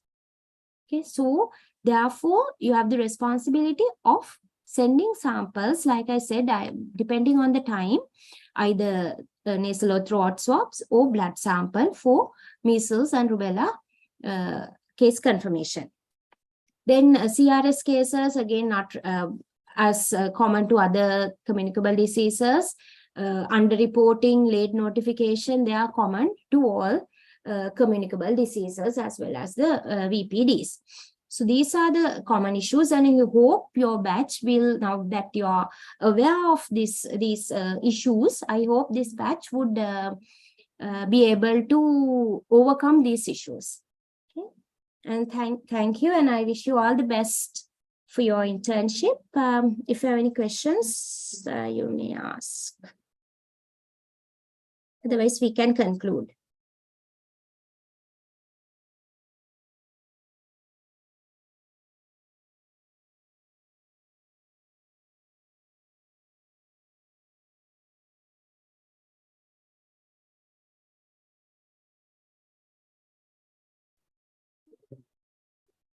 Okay, I guess since there are no questions, we will conclude the session. Yeah, thank you, Dr. Shashimali Vikramsingh, on that detailed lecture on vaccine preventable disease and surveillance. So next up is rabies control by Dr. Atula Liena Patirana, consultant community physician at Epid Unit. Over to you, sir.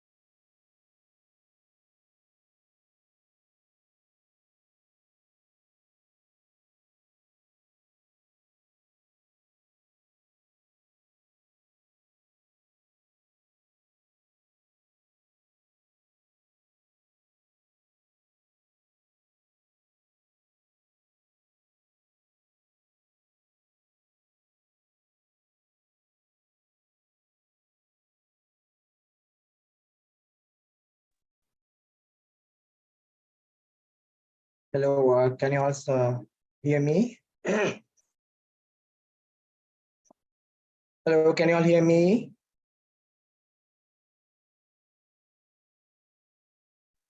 Hello. Yes, sir, we can hear you.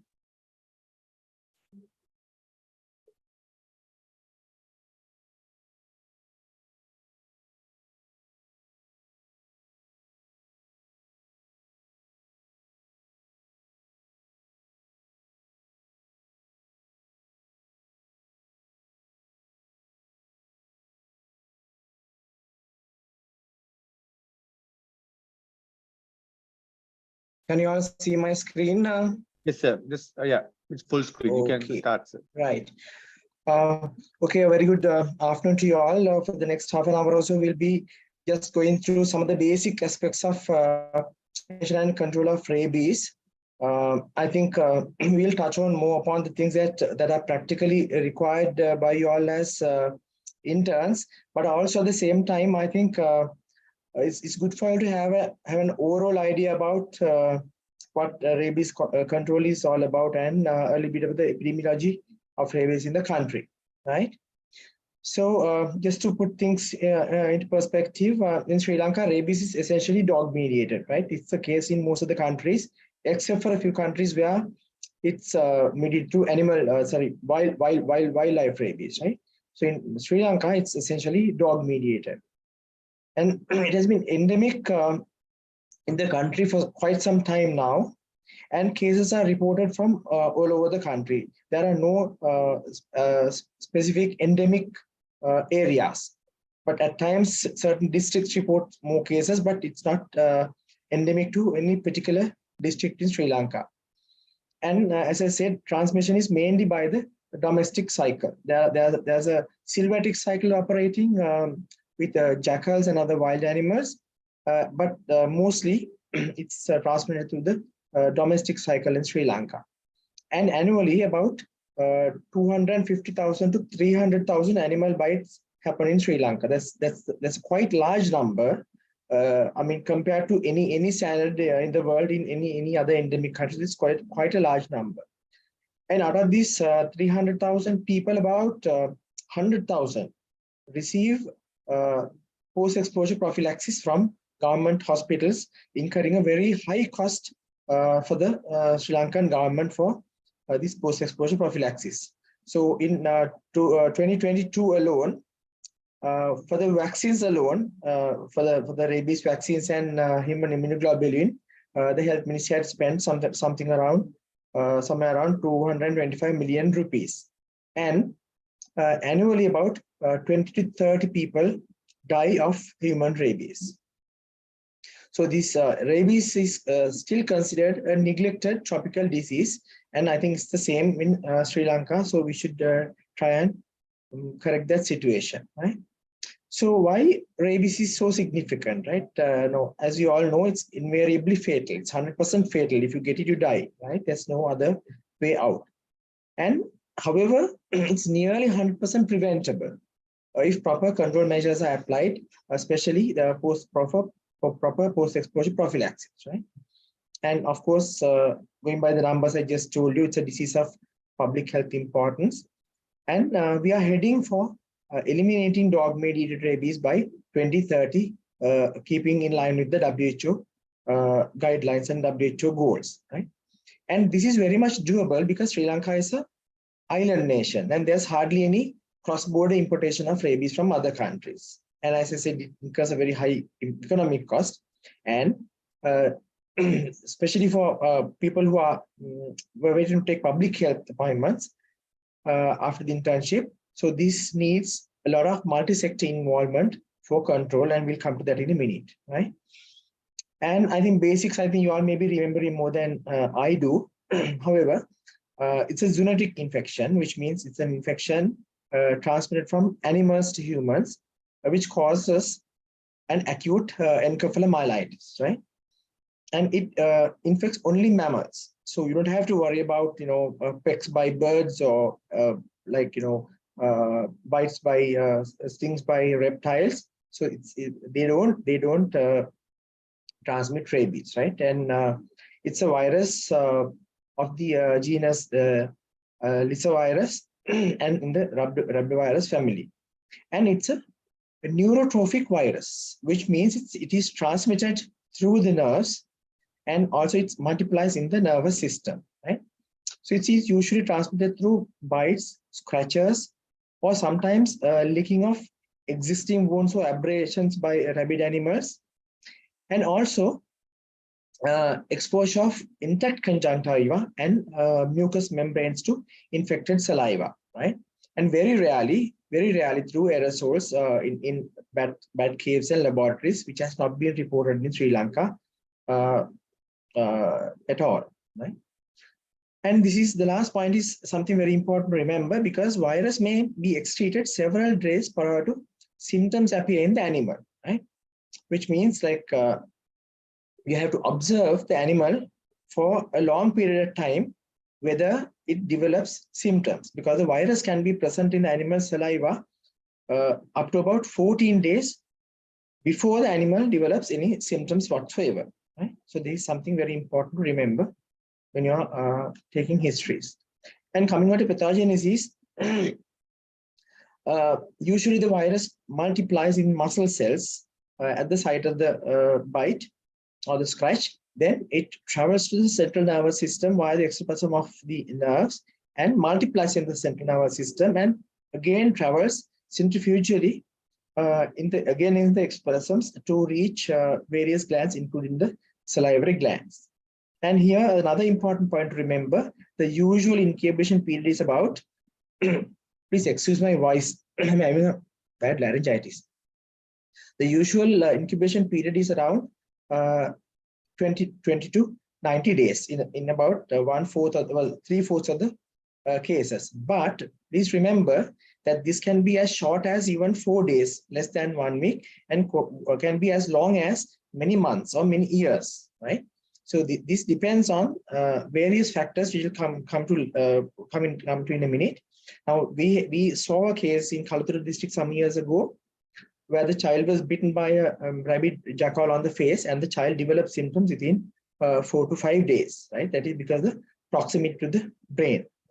So what we should remember here is, if someone is coming with a suspicious animal bite, right?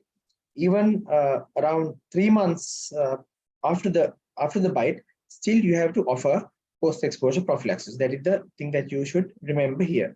And also what you should remember here is, you should encourage people to get the post-exposure prophylaxis as soon as possible, because the incubation period can be even very short, right?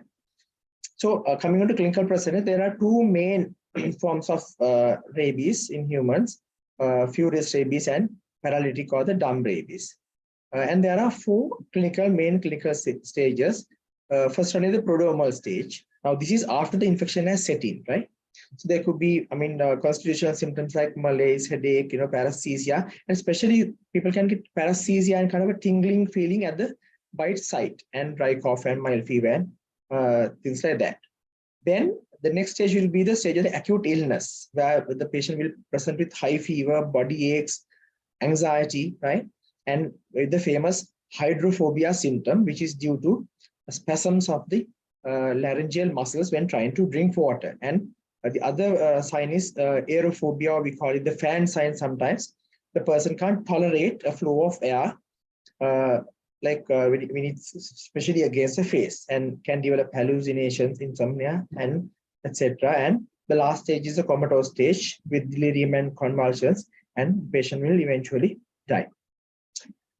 Now, coming over to the epidemiology, now in the early 70s, Sri Lanka was reporting about nearly close to 400 cases, deaths. Now, in rabies, cases are equivalent to deaths. Remember that, because all people with rabies die. So it has come down to a lower level, but it has been stagnating around 20 to 30 for the last 10 to 15 years. So as I said before, the majority are due to dog bites, and majority are otherwise healthy young persons, right? And when we analyze these deaths, almost all of them are due to lapses in post-exposure prophylaxis, right? And out of that, again, a majority is due to lapses in the pre-exposure level, because the people haven't done the initial wound management and not sought care in a timely manner, right? Now, this is just to show the relationship between the human deaths and the dog immunization. You can see the black line show the how the human deaths have declined, and the dark blue line show the number of dog vaccinations done. So there's a reciprocal inverse relationship between these two, and the light blue lines give the number of anti-rabies vaccine vials used. And the number of vials have come down after 2001 because we changed over to the ID, intradermal regime from IM regime, with markedly lessening of the vaccine usage, right? And according to the WHO, you can control rabies very effectively with three effective strategies, right? First is the post-exposure prophylaxis, and then mass dog vaccination, and again creating awareness of rabies among the people and getting to engage them in the entire activity. So awareness about seeking treatment, post-exposure prophylaxis, then initial wound management, then legislations, what are the laws that are available, right? And how to be a responsible pet owner, all that comes under awareness. So with these three strategies, now these mostly important for people who are planning to take up public health posts after the internship. So just to have a holistic idea. So if you dissect, if you still dig into them, it can be further divided into many other strategies. We'll come to these one by one as time permits. We'll rush through them actually. So source reduction, mainly through dog vaccination and dog population management, then promotion of responsible pet ownership, then creating public awareness, then post-exposure prophylaxis and legislation. And cutting across all these are surveillance and intersectoral collaboration and partnerships. So this is for you all to get a basic idea about the organizational structure in rabies control. Now there are three levels. The central level, we have the public health veterinary services, right, and the epidemiology unit and the MRI. And again at the district level, under the RDHS, regional director, there's a district rabies unit, right, which is headed by the regional epidemiologist, and there's a MO epidemiology and the district rabies PHI. And the ground level, that is the MOH level, you have the MOH, then the supervising public health inspector, and the range PHIs who conduct, who carry out rabies control activities. Now, the same thing with their roles, right? So we'll rush through this, and this is the kind of intersector collaboration I was talking about. So there are very many parties playing a role: the Ministry of Health, Department of Animal Production and Health, the Ministry of Agriculture, then Forest Department, Wildlife Department, then local authorities and police, then NGOs. All of these people play a crucial role in controlling rabies, right? And coming back to the strategies of rabies control, we talked about source reduction. So what is source reduction? It's reduction of the source of the virus. So mainly through dog vaccination.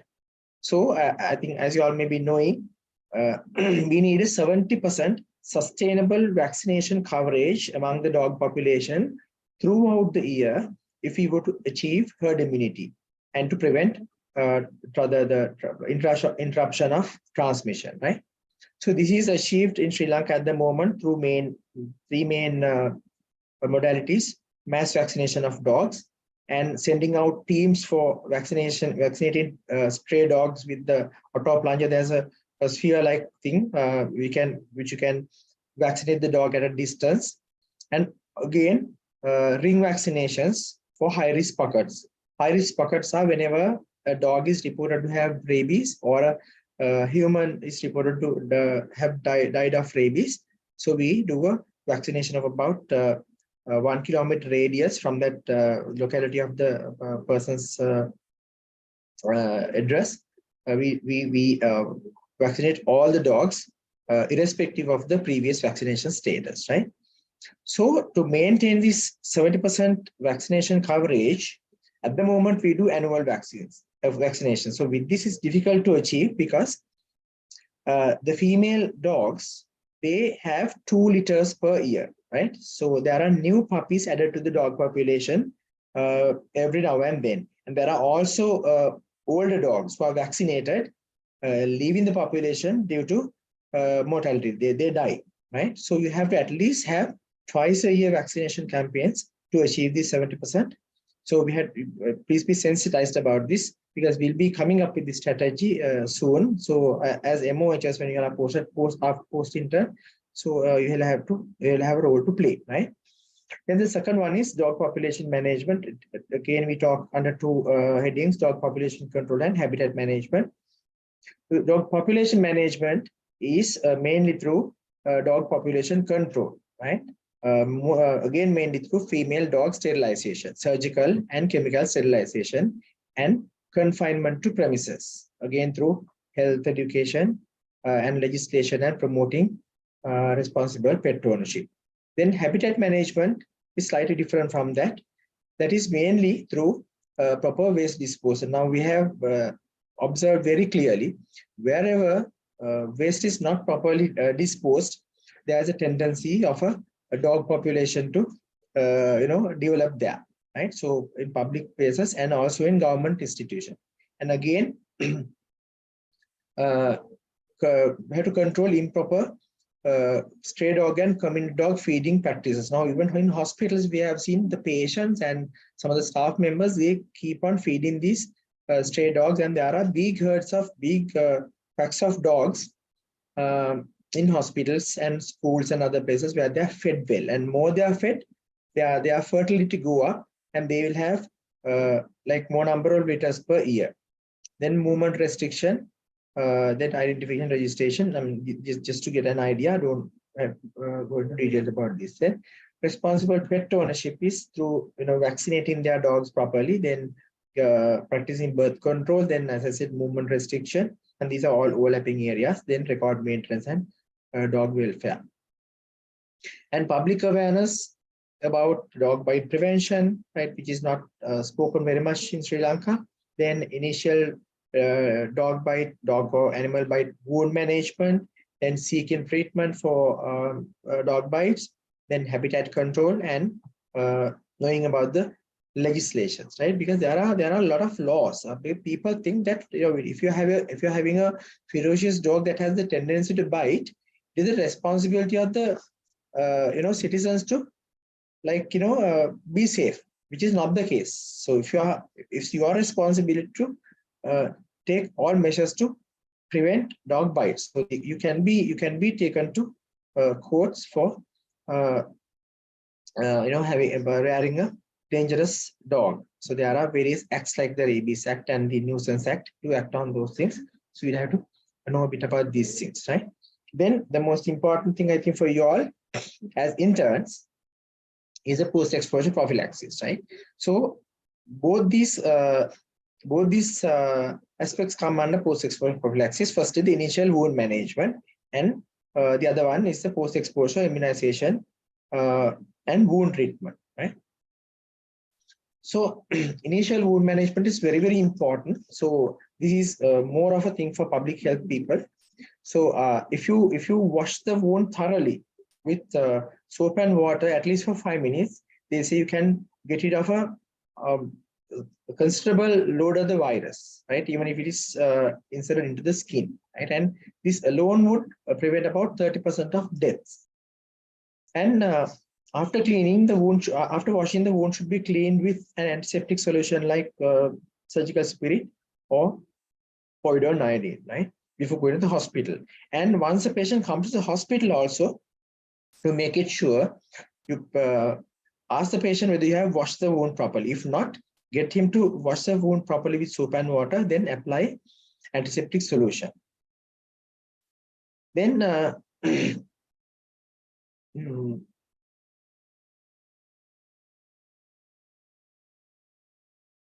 sorry, there's a typo here. So if the person is due for a tetanus or a DT, then you should administer that. And antimicrobial should be given because there is a risk of infection. Then you may do a wound dressing, right, to prevent wound infection. Now here you must remember one practical thing. Sometimes patients are given the tetanus toxoid and they are being asked to go to another hospital to get the anti-rabies vaccine. So unless you educate the patient very well, saying that this is not the anti-rabies vaccine that was given, this is only the tetanus toxoid, which has nothing to do with rabies, please go and get your rabies shot. Right? They won't go. There were a couple of incidents where people had misunderstood that they were given the rabies anti-rabies vaccine and they didn't go for that, thinking that they were given. So we have to be very careful here when you are only giving the tetanus anti-tetanus toxoid. Then you should try not to suture these wounds as much as possible, because every time you prick the needle, there's a risk of exposing the nerves, cutting the nerves, and getting them to get exposed to the virus, right? So if you really want to do a wound suture, you should first infiltrate the area with rabies immunoglobulin and then do the suturing. So I think this always you can get the opinion of your seniors while you before you try to embark on these things, right? All right. So the decision on whether to provide post-exposure prophylaxis, this should be post-exposure prophylaxis, not PET, PEP, the new terminology, has to be depend on various aspects, right? So you have to screen the patient, you have to screen the animal for various things. We'll come to that in a minute, and also the circumstances that has given rise to the bite, right? And the patient must be clearly advised that if the animal develops, right, any symptoms of illness, right, or develop any suspicious behavior, to immediately come and report to the hospital within 14 days. So now this message has to be given very clearly. You just can't say, please observe the animal for any changes. So they would know what the changes are. So we have to tell them very clearly here, this is a place where communication matters very much. So as HOs, even after the internship will be posted to some, we will be working in the OPD. So it'll be very busy people, but still, this is because it is a life-saving thing, right? So you should take time and explain them how to observe, who to observe, when to observe, and what to observe, right? We'll come to that in a minute.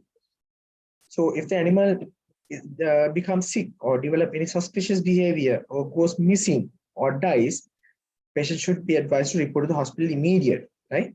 And if the animal dies, they should be encouraged to send the animal brain for testing for rabies, right? Rabies is tested in three laboratories: MRI, Harapitia Teaching Hospital, and Veterinary Faculty Hospital in Peradeniya, right? So larger heads should be the head should be decapitated and sent in ice if you are not sending within 8 hours. Small animals like squirrels or small animals, they can be the whole animal can be sent. So this is I took from a poster from our website. I have spliced it. So what to observe, right? Animals should be observed only on daily basis. By a reliable person who is competent, right, for 14 days. Now, this is especially important because if the bite has taken place at a distance place from your home, where you can't personally go and observe the animal. So you have to have someone responsible to do that and get that information. And so to observe any changes in behavior, as I said, could be excessive salivation. And some animals can have a job draw, like you have a job draw and like, tongue, drooling tongue. And then they may show a difference in the sound of their bark or the cat's cry, right? And they might show aggressive behavior. In dogs also you have this aggressive, furious rabies and the dumb rabies. So they might show extreme excitability, and they might have fever and vomiting and inability to eat. They might develop seizures, and they might go, biting into anything they come across, including inanimate objects, right?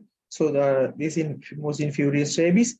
And in paralysis, the dumb rabies, you can get paralysis, and they might start straining to defecate or micturate, or they might withdraw from the society and keep away, be shyful. So any change in behavior should be observed, right? Right. So screening the patient and the animal, right? Patient factors are the nature of the wound and the anatomical location of the wound, and whether it's the skin or the mucous membrane, and whether the skin is intact or abraded, right? So these all come under categorizing the wound. Then also we have to look at the previous post-exposure treatment status of the patient and the immune competence of the patient. And coming to the animal, whether the animal is apparently healthy or sick at the time of the bite, and whether the animal is observable or not, and whether it's a wild or domestic animal, and the vaccination state of the animal. Now, here it is very important. You should encourage the patient always to bring the card, because one important factor, you must remember, is whenever a dog, most of the case, whenever a dog bites someone, the owner says, this dog is being vaccinated. You don't have to worry, this dog is being vaccinated. But you can't go by their word. You have to always ask them to bring the book. Now, sometimes they might have been given other parvovirus and other vaccines, leptospiral vaccine, not the rabies. Or maybe they may have been given a long time ago. So you have to always check the immunization record of the animal before you take a decision, right? And to see whether it's a provoked bite or not. So these things, I think, with time constraints, will not go into details, right? So first, try to categorize the exposure, whether it's a major exposure or a minor exposure, right? We just go through this. A single or multiple bites, here bites, not scratches, right? With bleeding. Now, bleeding, there are 4 categories of bleeding: no bleeding, oozing of blood, bleeding, and free-flowing blood. So those are the 4 categories of bleeding you should remember. These are sometimes a bit subjective, but you can always decide, right? No bleeding, oozing of blood, just oozing, then bleeding, there is some bleeding, or free-flowing blood, right?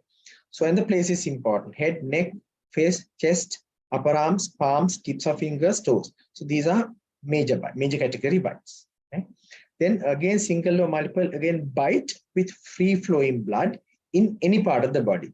Again, a major bite. So you don't have to memorize these things. There's a circular, I'll give the link to that. You can go through, and I strongly recommend you to go through this circular very carefully before you start your internship, right? Whether you're in a surgical ward or a medical ward, this becomes important, right? And again, single or multiple deep scratches, this time is scratches, right?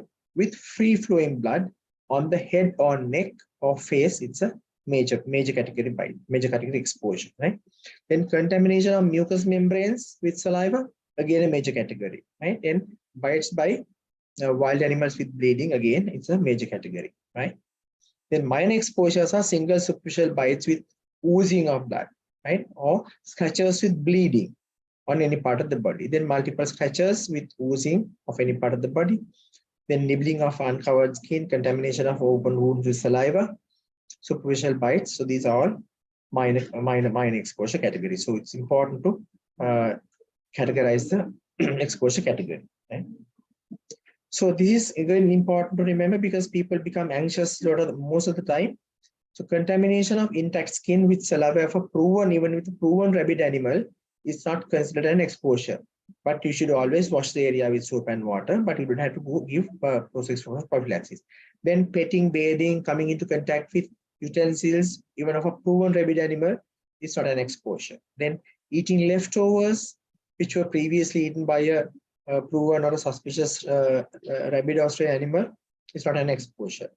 Then drinking water from a well where a suspicious or proven rabid animal has fallen and died is not an exposure, right? Drink now. Previously these were thought to be exposures. Now they are not. Drinking raw milk of a rabid cow or a goat, again, is not an exposure, right? So, but you should discourage people drinking milk from suspicious rabid, and that's a different thing. But you don't have to give post-exposure prophylaxis, right? Then bites from cold-blooded animals, as I said, reptiles, amphibians, and bird pecks are not exposures. Then house rat bites are not an exposure, because not a single house rat bite has been reported to cause rabies in Sri Lanka, and none of the tested house mice brains have been tested for positive for rabies. Now here you have to be careful to differentiate between the bandicoot and the how bandicoot is the urumia, the bigger one you get in the garden which digs burrows, right? So that is the urumia, and the house rat is the mice or the domestic rat. So domestic rats you don't have to give post-exposure prophylaxis. Then when post-exposure prophylaxis is indicated, patients with major category should be given both ARV and the human immunoglobulin, right? Then patients in the minor category should only be given ARV, even the biting animal is proven to be rabid, right? And the last point is something very important to remember. Now, once you start the course of ARV in a given hospital, in some hospital, sometimes people have to travel to various places for other things, right? So sometimes they think this can be continued only at the hospital that it started. It's not the case. People have missed their doses because of this misconception. So to tell them very clearly, once you start the course, if you happen to be at some other place when it is due for your next dose, you can please produce this card to the closest hospital where they give a PEP and get your next dose, right? So that is very important, tell them. Right, so in the interest of time, I'm not going to go into detail, right? I'm not going to touch these things. So we'll, all these things are available in that, that circular, and I'm going to share this presentation also with you, right? So we can, this says what to give and how to give, right? Okay. Right, and we'll go through this. Few important points note.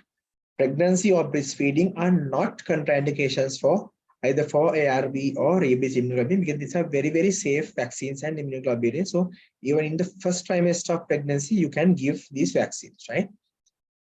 So in cases where the animal is not vaccinated at the time of the bite, they should be, the owner should be encouraged to vaccinate the animal at the end of the observation period, not during the observation period, but at the end of the observation period. And can always ask them to come and report to the hospital with the book, right?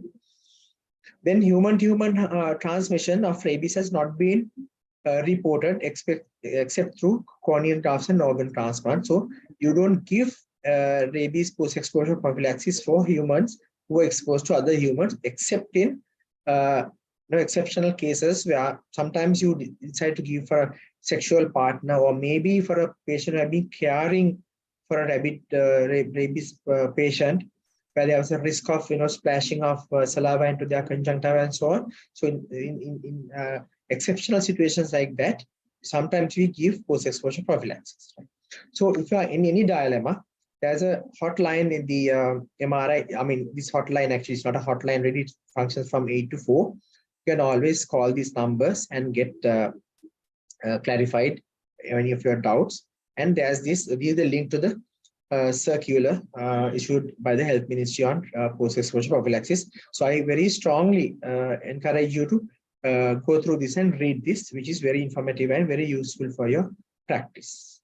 So I think, and a bit of surveillance, right? Now we all have to play an important part in surveillance, because like in any notifiable disease, rabies also has to be notified on suspicion, right? You don't have to wait. You can't wait for the confirmation of diagnosis after the death, right? So you have to, on suspicious, you have to inform the MOH office, because there'll be a cascade of events taking place once you have informed the PHI will be visiting that area and looking for any other exposure, people who have got exposed and other animals who have got exposed, and do ring vaccination and send those people for post-exposure prophylaxis. So that's a very life-saving procedure. So earlier, the better you inform. Just on suspicion, it's okay. It's totally okay to erroneously inform a non-rabies patient with some other encephalitis or something like that. But rather than waiting for the confirmation of diagnosis. So we have already missed the bus by then, right? Then also, if you are working in OPDs post-intern, you might have to maintain the mammal bite register, and we have to report the PEP dose usage and all that, right? So this is, so we'll stop here. If you are interested, you can read about integrated bite case management. Again, as clinicians, you have to play a role in informing the MOHs about the bite cases, so that we can, now you can see this rabbit dog on the left-hand side has, bitten many other humans and dogs. So if you inform that early, we can trace that dog and prevent all these cases. We can limit the case to only one, right? So that is a complex mechanism which will be activated probably within a year or so. So integrated bite case management. Okay, right. Yes, thank you very much. Sorry, I've taken 5 minutes extra. Any questions? I can take a couple of questions very fast.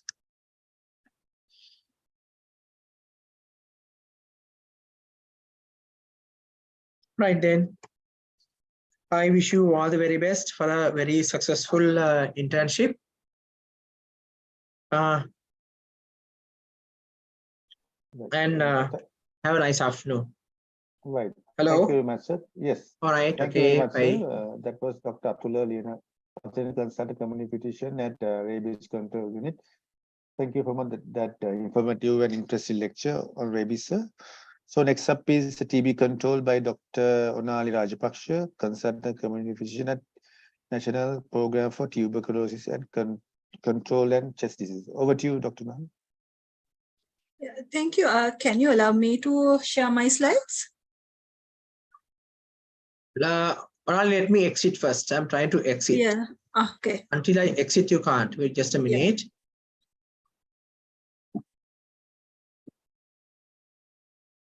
Right, you can do now, Doctor.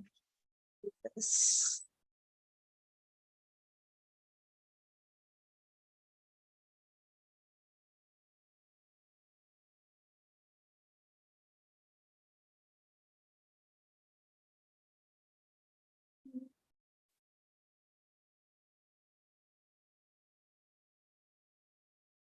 Can you see? Yes, we can see. We can start. Right. Okay, we will start, no? Right. Okay. So,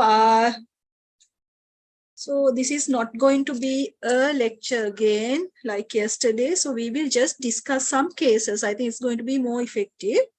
So they can answer, no? I mean, are they muted? The participants?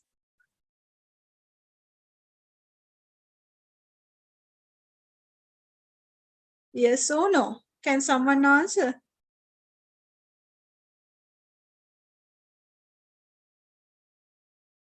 Hello.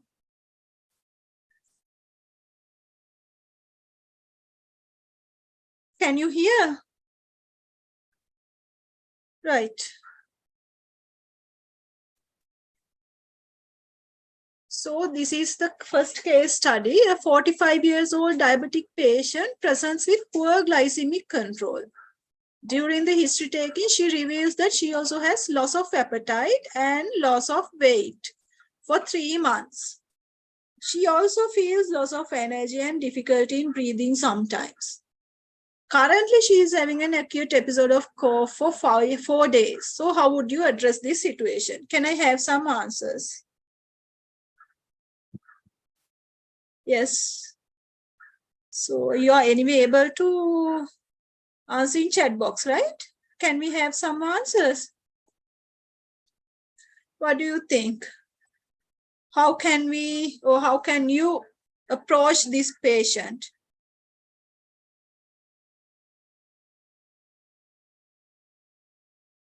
Are you able to answer? Your mics are muted or not?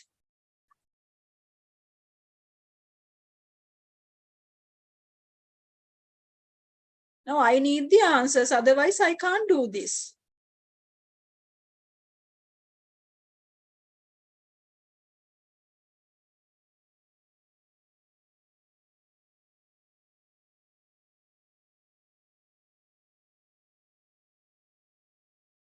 Right, so this means you can't talk, no?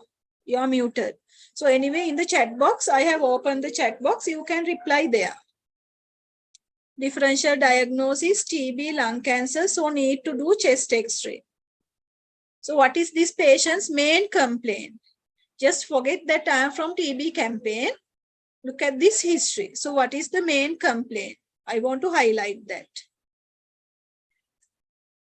Why has she come to the hospital?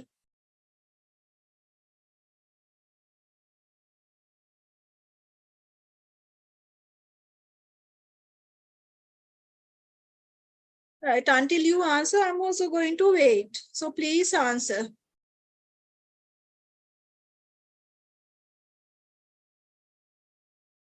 Right, poor glycemic control. So that is the main complaint. What I want to highlight here is, don't get carried away only with the main complaint. Think of other possibilities also when you are in the wards, especially as intern house officers. You will be taking detailed history, taking all the symptoms. So be aware of the thing that immune suppressed patients could have many other infectious diseases, especially TB. I will show you the list of high-risk groups, including immune-suppressed groups, PL-HIV is at increased risk, diabetic patients, elderly people, who else?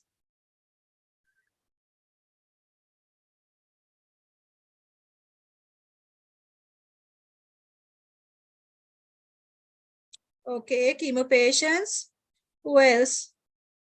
CKD patients, especially stage 3 and more than that. Then organ transplant patients, right? Bone marrow transplant, all those ones who might receive immune suppressed drugs as well. So if you suspect in any emaciated patient, let's say, even if you don't know any other condition, in any loss of weight emaciated patient, you might suspect TB. And the clinical picture might be different. Don't always look for cough for 2 weeks. It might be masked, maybe by antibiotics given by a GP or so on. So always have a high index of suspicion among these people.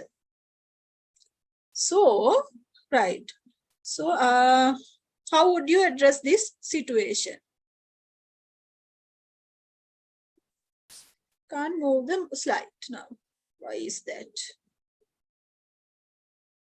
Right. So in the history, you will be taking a detailed history with symptoms about this glycemic control. Of course, you have to take that history, but also remember to include, ask about respiratory and other constitutional symptoms of TB.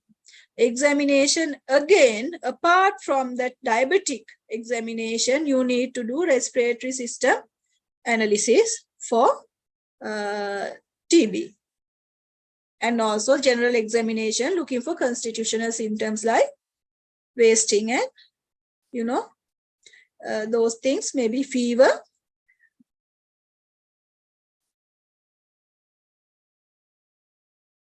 Right, investigations. Please tell me what is the, for diabetic, sorry, let's say TB side, you have to manage diabetes. So if you are suspecting TB and the history suggestive of TB, what is the investigation? For this, I need answers. Yesterday also I told.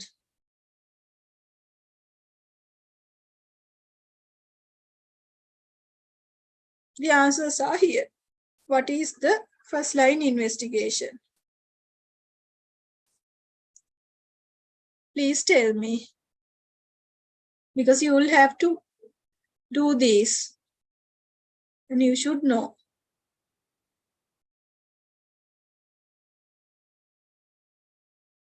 Oh my God. Okay.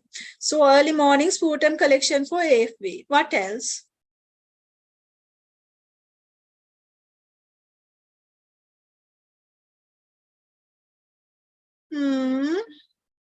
Right. Mantu. What else?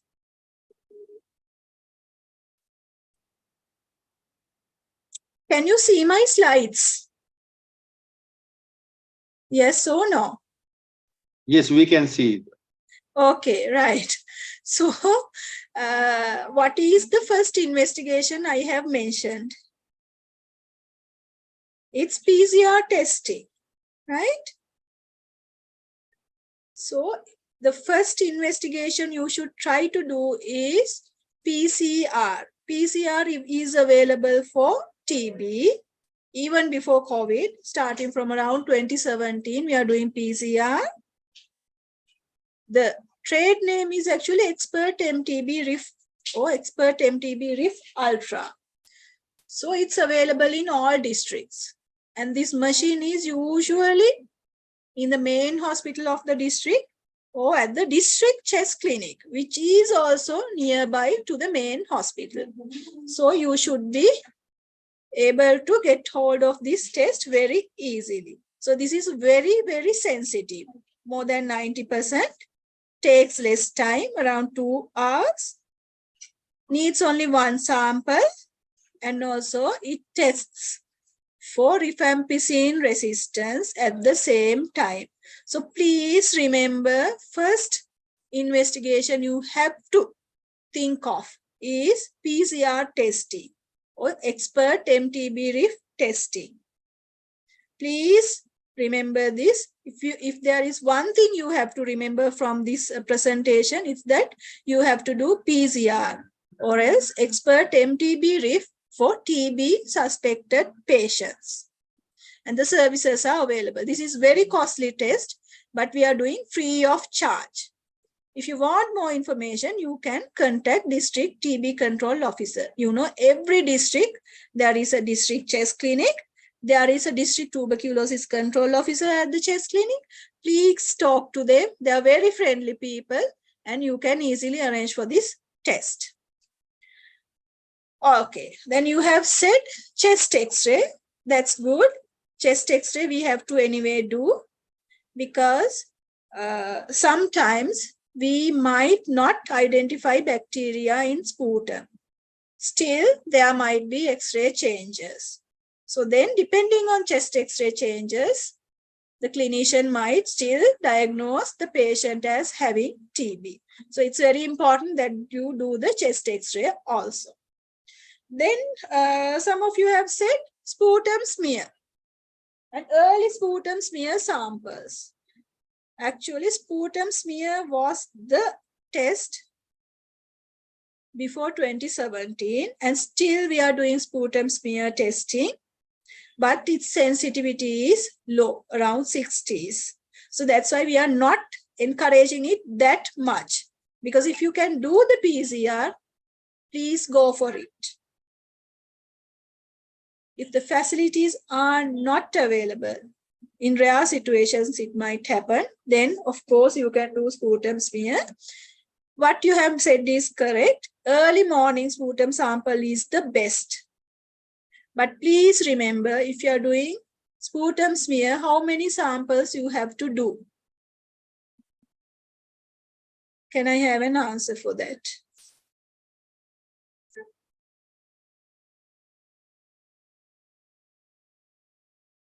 Yes, very good. You have to do 3 samples. Please don't send 1 sample. If it's negative, don't stop there. It does not say anything. You have to do 3 samples. And that's also not enough. You have to couple it with chest X-ray, mandatory. Because even if only one sample is positive, still having chest X-ray findings, patient is going to be confirmed as a bacteriologically confirmed TB patient. So we have diagnostic algorithms for TB patients. Please visit NPTCCD website. Everything is there. And there are reading material as well, manuals, lab guides, and everything is there. Please use them. They are available online.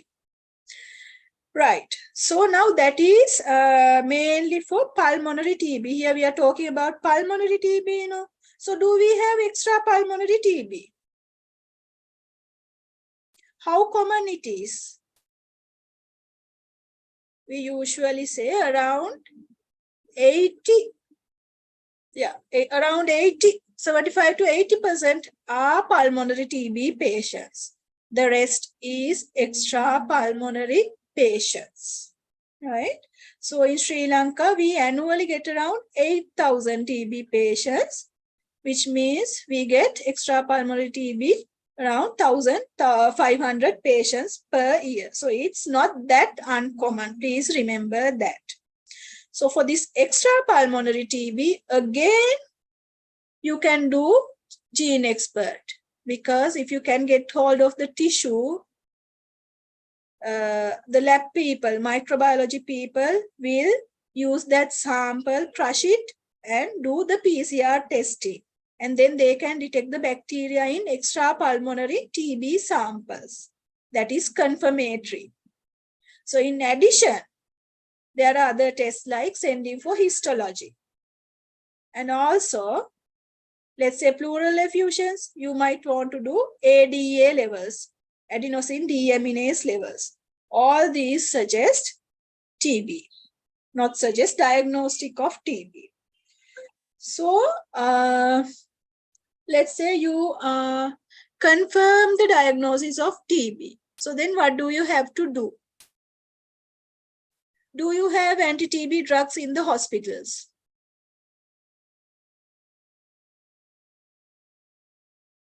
What do you think? Now, during your medical student days, you might have seen TB patients. Do you get TB drugs in hospitals?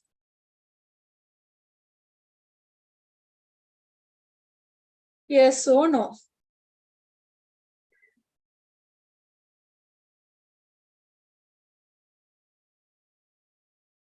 Can I have some answers?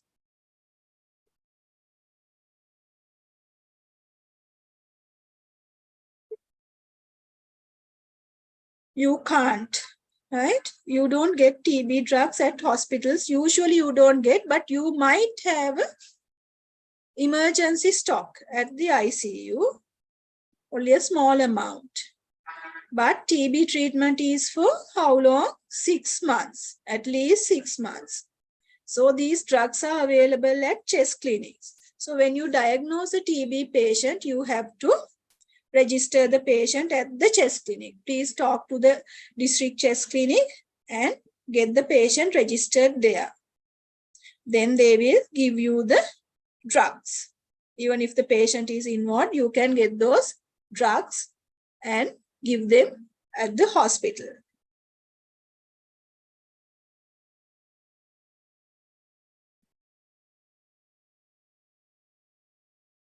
Right.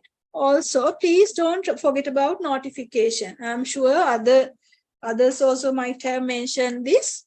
Notification is a must. The person or the institution diagnosing these patients are bound, legally bound to notify the patient.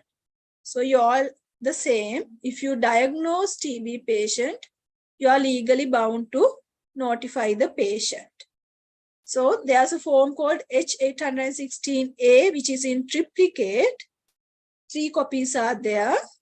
You have to fill it in triplicate, keep one for yourself, and send 2 to National TB Control Program. So from here, we are sending it to the chest clinic and also to the relevant MOH. So then a lot of preventive activities will happen at the MOH grassroots level, including contact tracing. So like in COVID, in TB also, we are doing contact tracing and investigations. Right, so have you heard of DOT? What does DOT mean? It's directly observed treatment, which means you have to observe when the patient is taking the drug. That is to make sure that patient takes the drug. And also monitor for side effects. There are minor side effects, but observe for them. And very importantly, as in this patient, you have to control other comorbidities. Otherwise, TB disease outcome is also going to be poor. Then because limited time, I'm going faster. So you have to isolate the patient at least for the initial 2 to 3 weeks. Because even though he is taking drugs, still he is infectious. So make sure to isolate.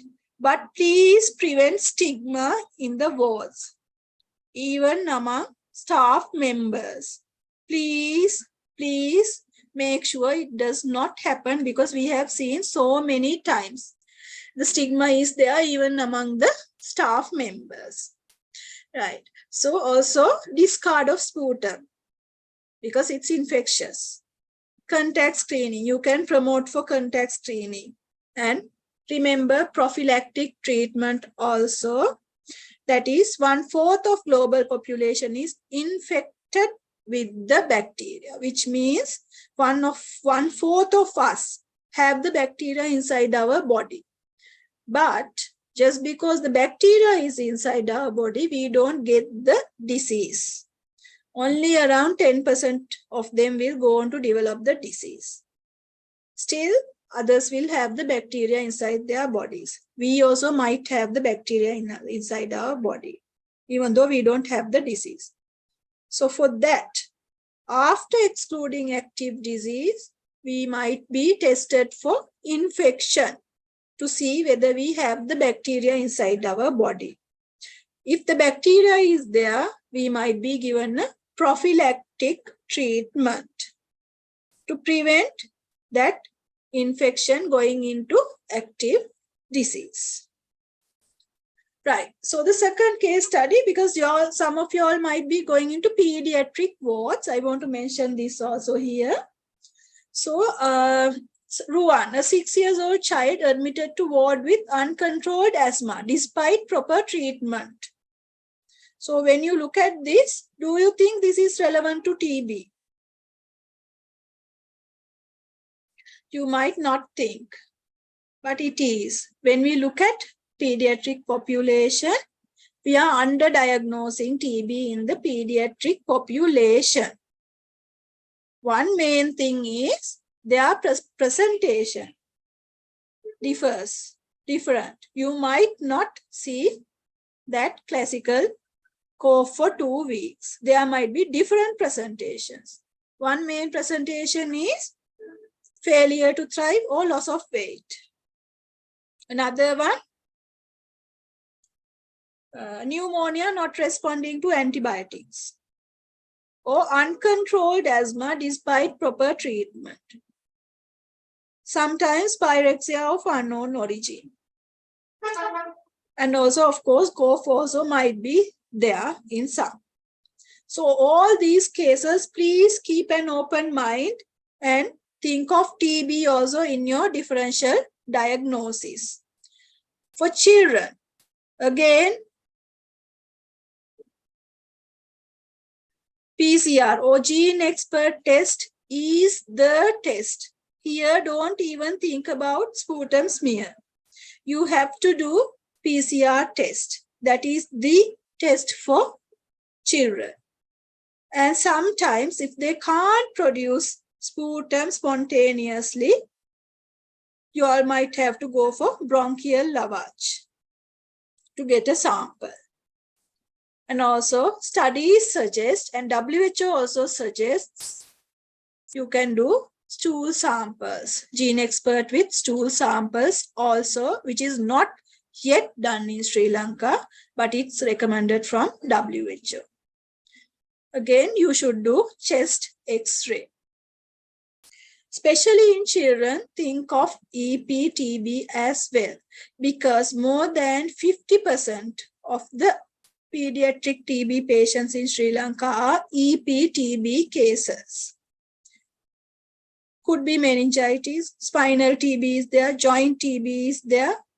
So please remember that BCG vaccination does not protect against complications of TB, such as meningitis or disseminated TB. Right. So always remember that if you confirm the bacteria in the sample, they become bacteriologically confirmed TB patients. Otherwise, some might be diagnosed as clinically diagnosed by the clinicians based on X-ray, histology, and other findings.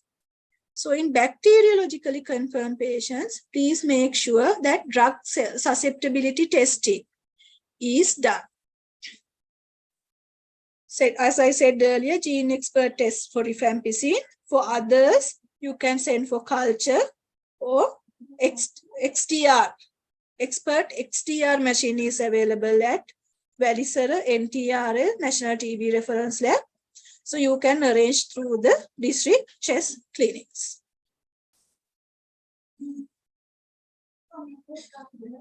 Remember, anywhere other than hair and nails, you can get EPTB. And please remember, I saw that some of you mentioned MAN2 as the initial test. It is wrong. Very, very wrong. MAN2 is not a diagnostic test, especially for pulmonary TB patients. Right? You can't diagnose TB disease with MAN2 testing. It is highly misused. Maybe during your student days, you might have seen it's highly misused. If it's positive, you are not going to decide or diagnose as having TB disease. So please don't misuse this. Right? Please go for PCR, chest X-ray, and if PCR are not available, sputum smear. MAN2 might be useful in some cases, like in EPTB patients. It might suggest that bacteria is there. Other than that, there is no place for MAN2 in TB diagnosis. What is the use of MAN2 then?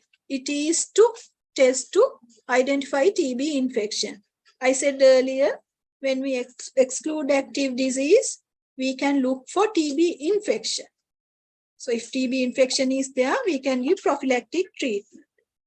So to test for infection, once the active disease is excluded, we are using MAN2.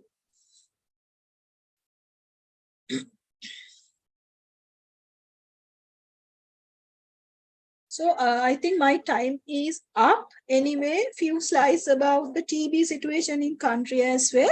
So we are to end TB by 2035. Three main targets are there to reduce TB incidence, TB deaths, and zero catastrophic cost.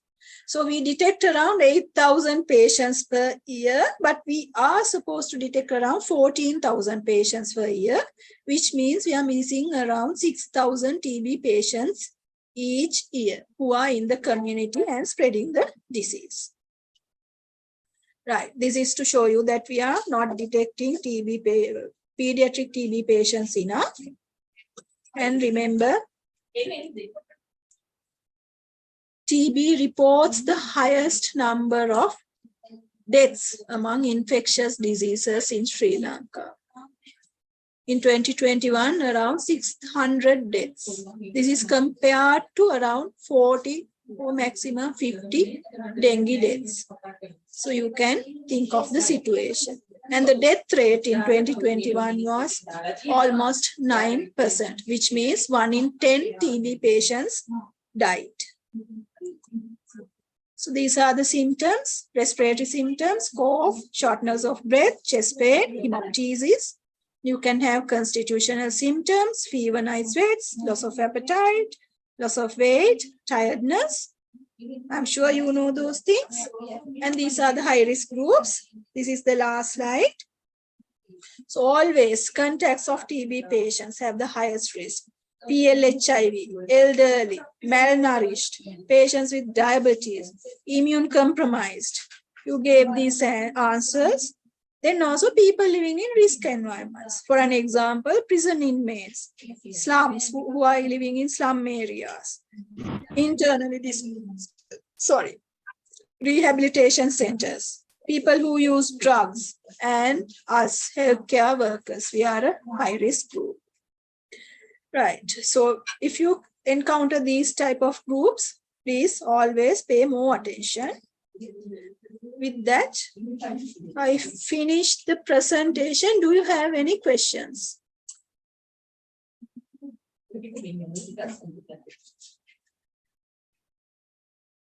Yes, if you have any questions, please ask. Right. Thank you very much, Dr. Unai Rajapaksha, consultant community physician on TB control. If you have any questions, please chat in the chat box. In the meantime, we are going to the next final lecture for the day. It's by file area control by Dr. Indivari Gurvatna, consultant community physician. Over to you, Dr. Indivari. Okay, right. Thank you.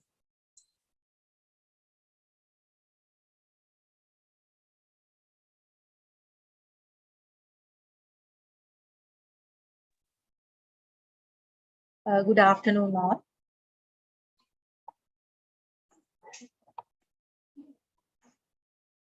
Need to be all right. Full screen. Yes. You can see the full screen now. Can you see the full screen?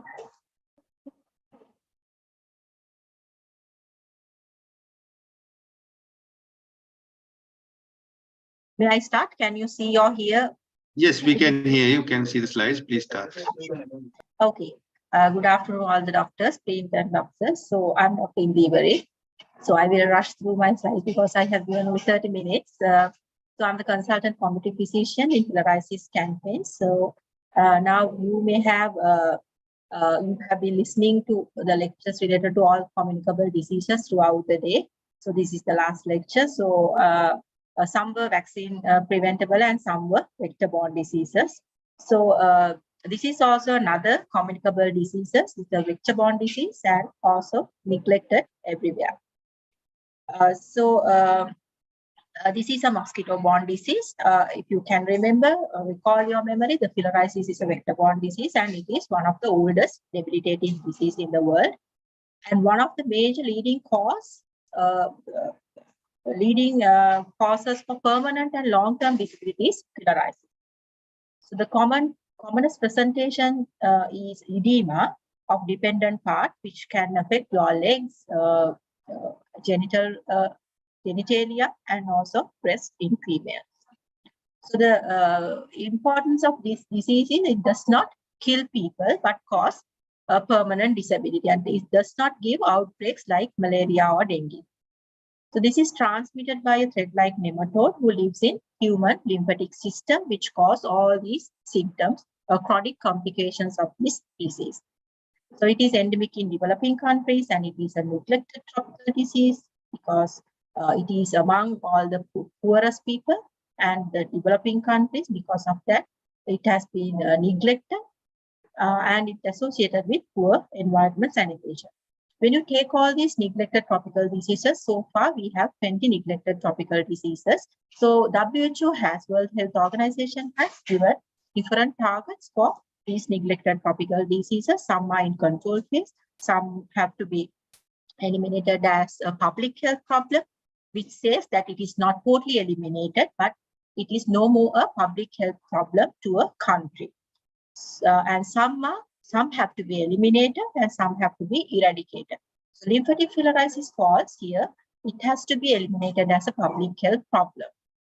So we have achieved this target by into 2016, and it is not it is eliminated as a public health problem in Sri Lanka. So that means it is not totally eliminated. Still, transmission is ongoing, and there are cases, new cases are there. So we have not finished our job yet. So you may be getting all these kind of patients So that is why it is important for you to get aware of this disease. So now we are in the post-validation surveillance phase, and there is low-grade transmission, as I mentioned, and it is now confined to few focal areas in these endemic districts. So there are two parasites responsible for transmission of filariasis in Sri Lanka, Wuchereria bancrofti and Brugia malai. But in other parts of the world, there is another filaria parasite called Brugia timori.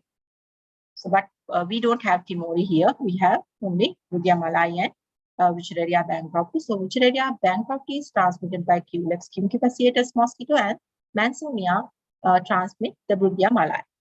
So this is important to know the life cycle, because from this only you can understand what the interventions that you have to do and what the parts of the body get affected by filariasis.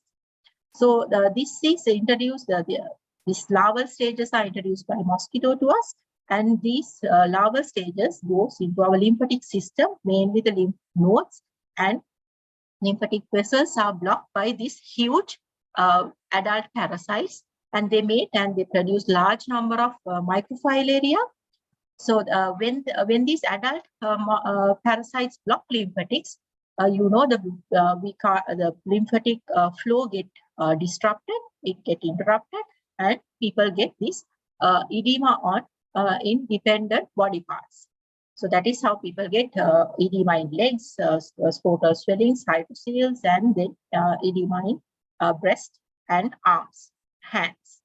Then these small microfilaria, the babies or the eggs, modified eggs of these adult parasites, they go into the circulatory system. During the daytime, they live in the lungs. That is why people with filariasis, sometimes you may have come across, you may get exposed to these kind of patients. They get a chronic cough, and their eosinophil counts are very high.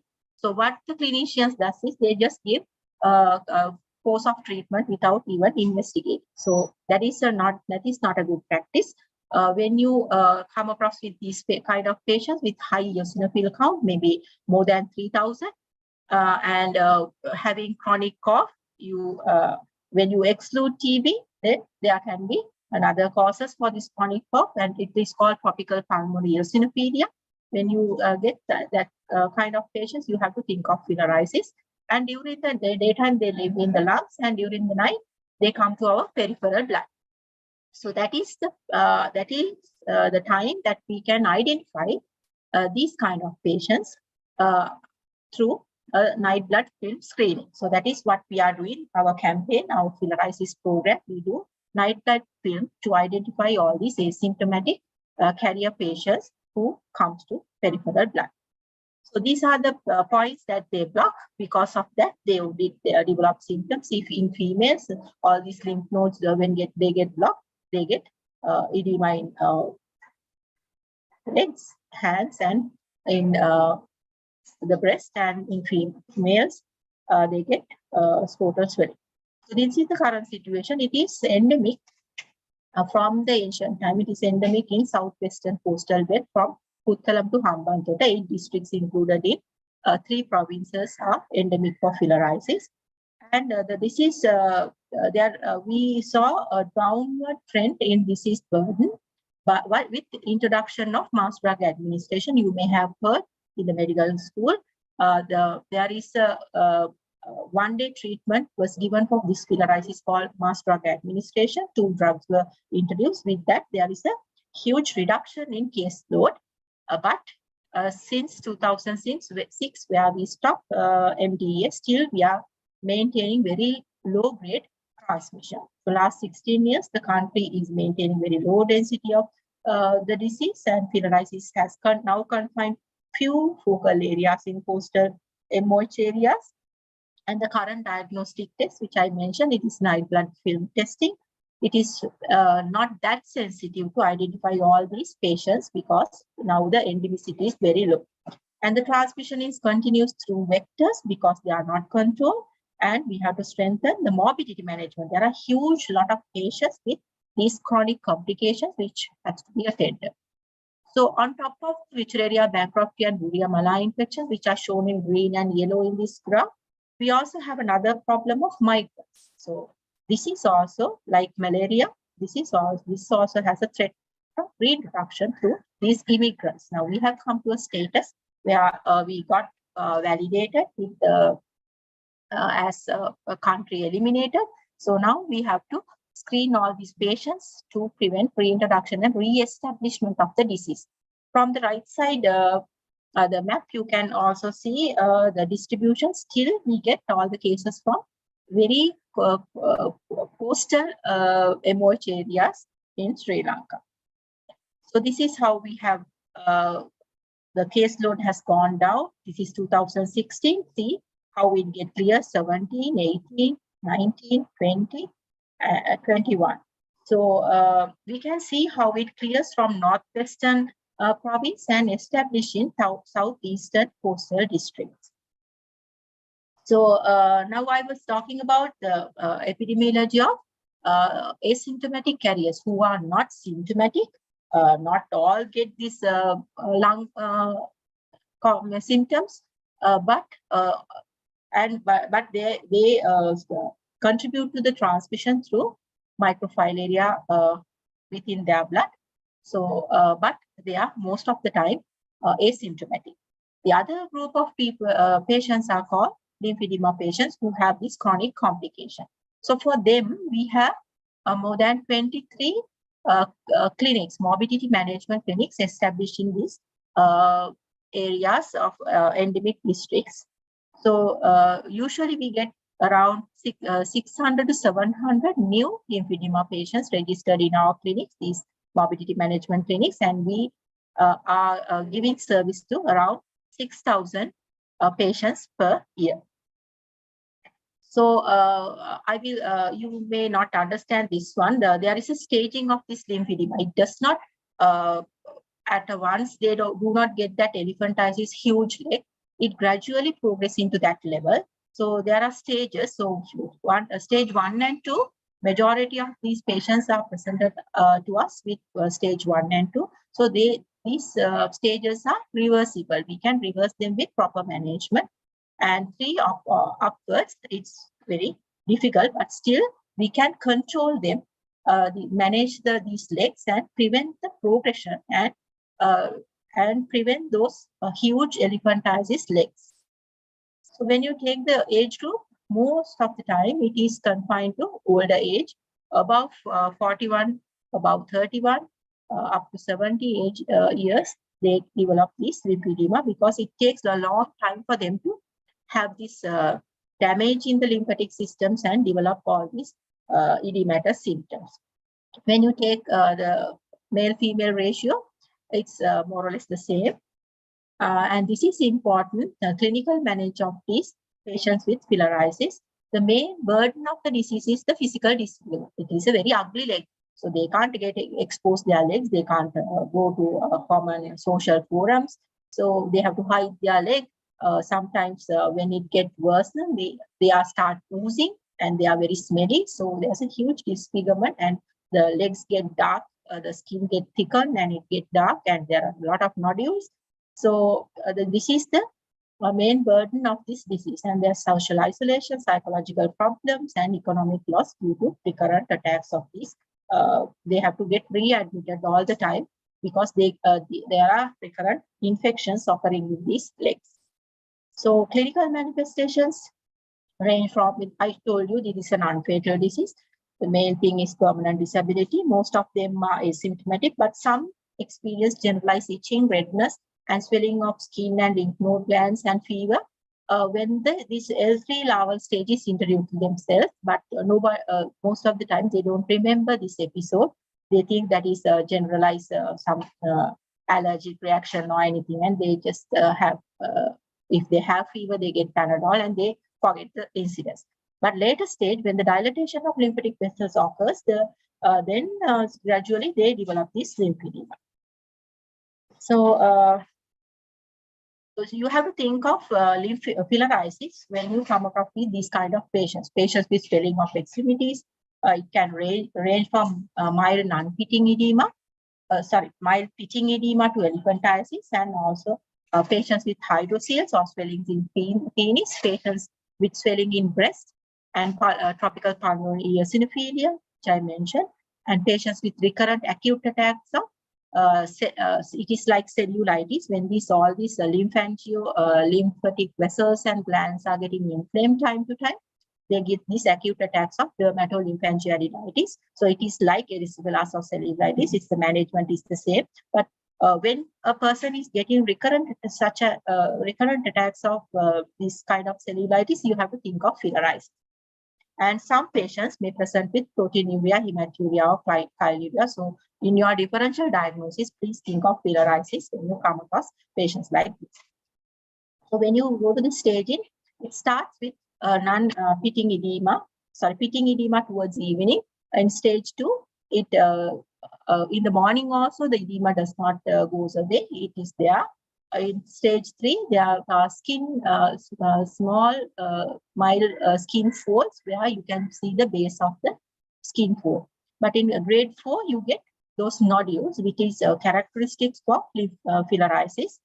And then gradually when it progresses, it goes to stage 5, where you get deep skin folds and you can't see the base of the skin fold.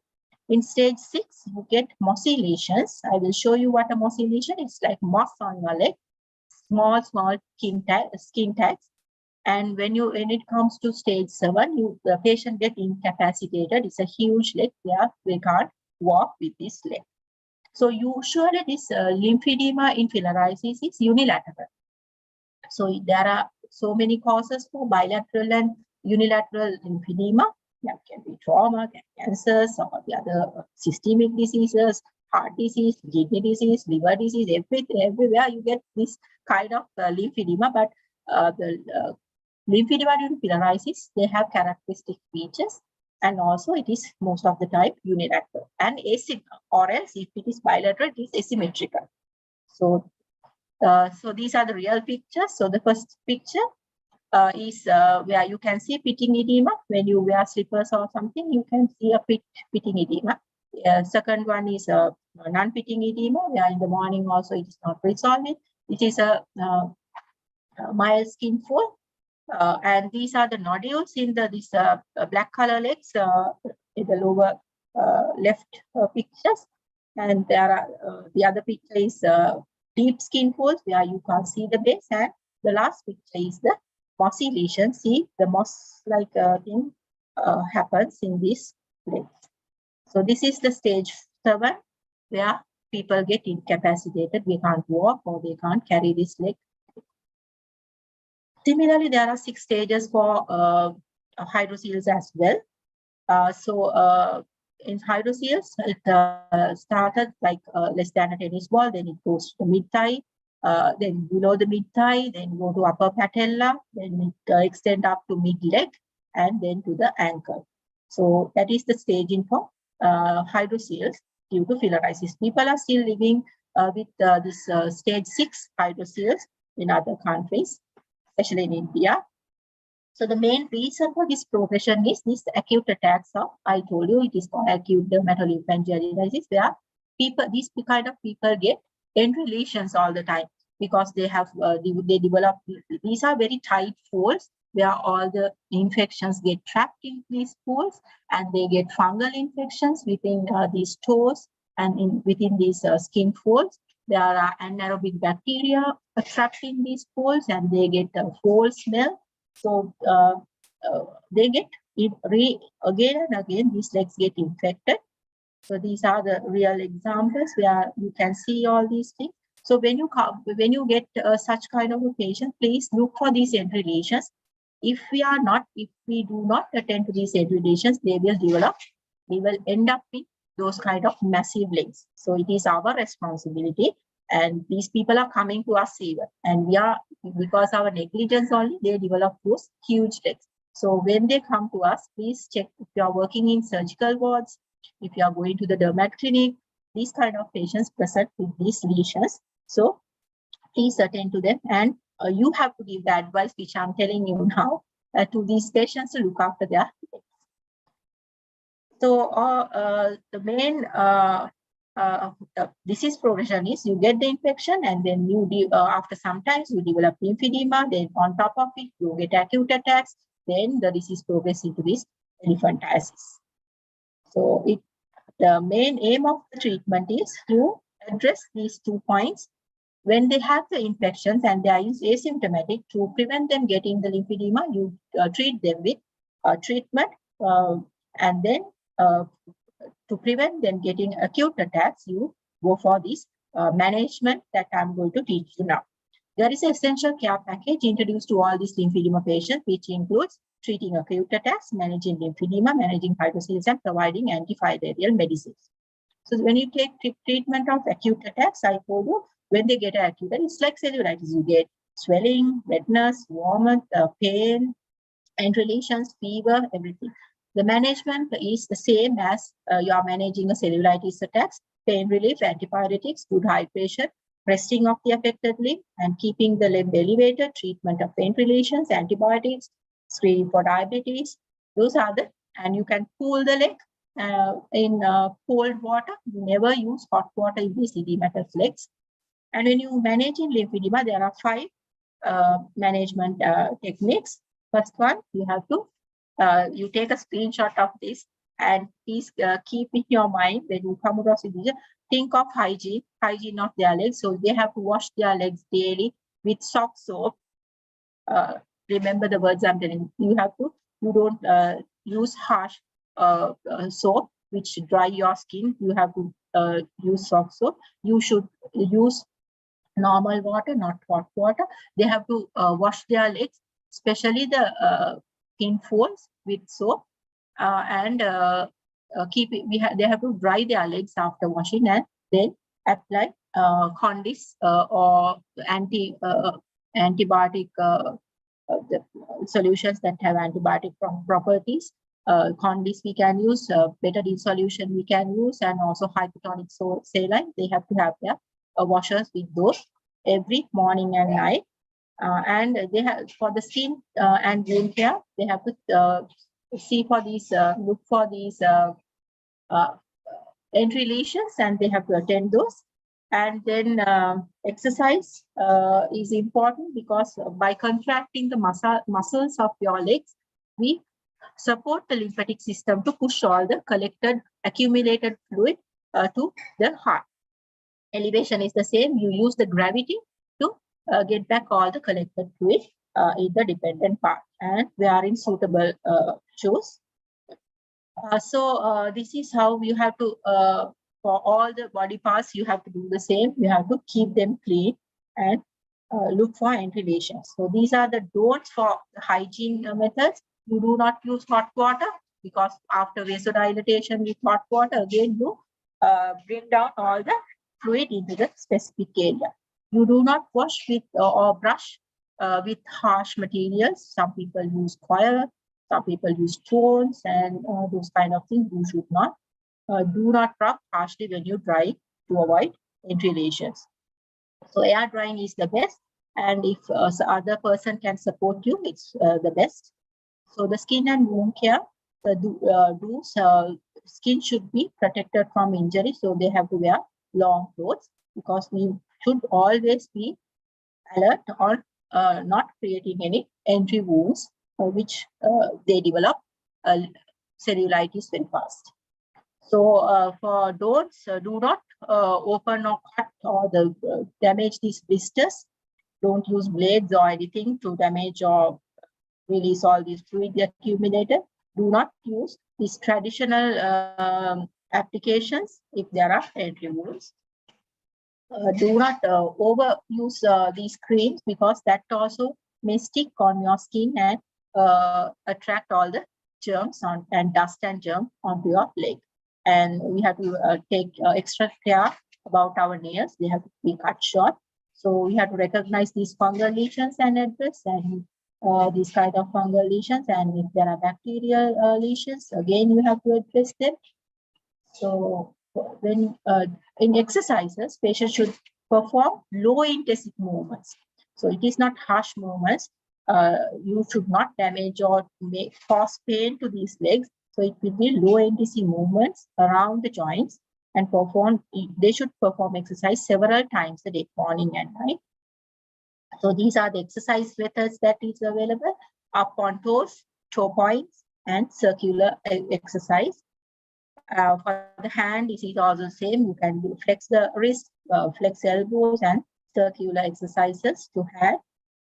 And the elevation, again, in the night and during the daytime, you should keep your legs elevated. During your day-to-day activities, you can keep it elevated.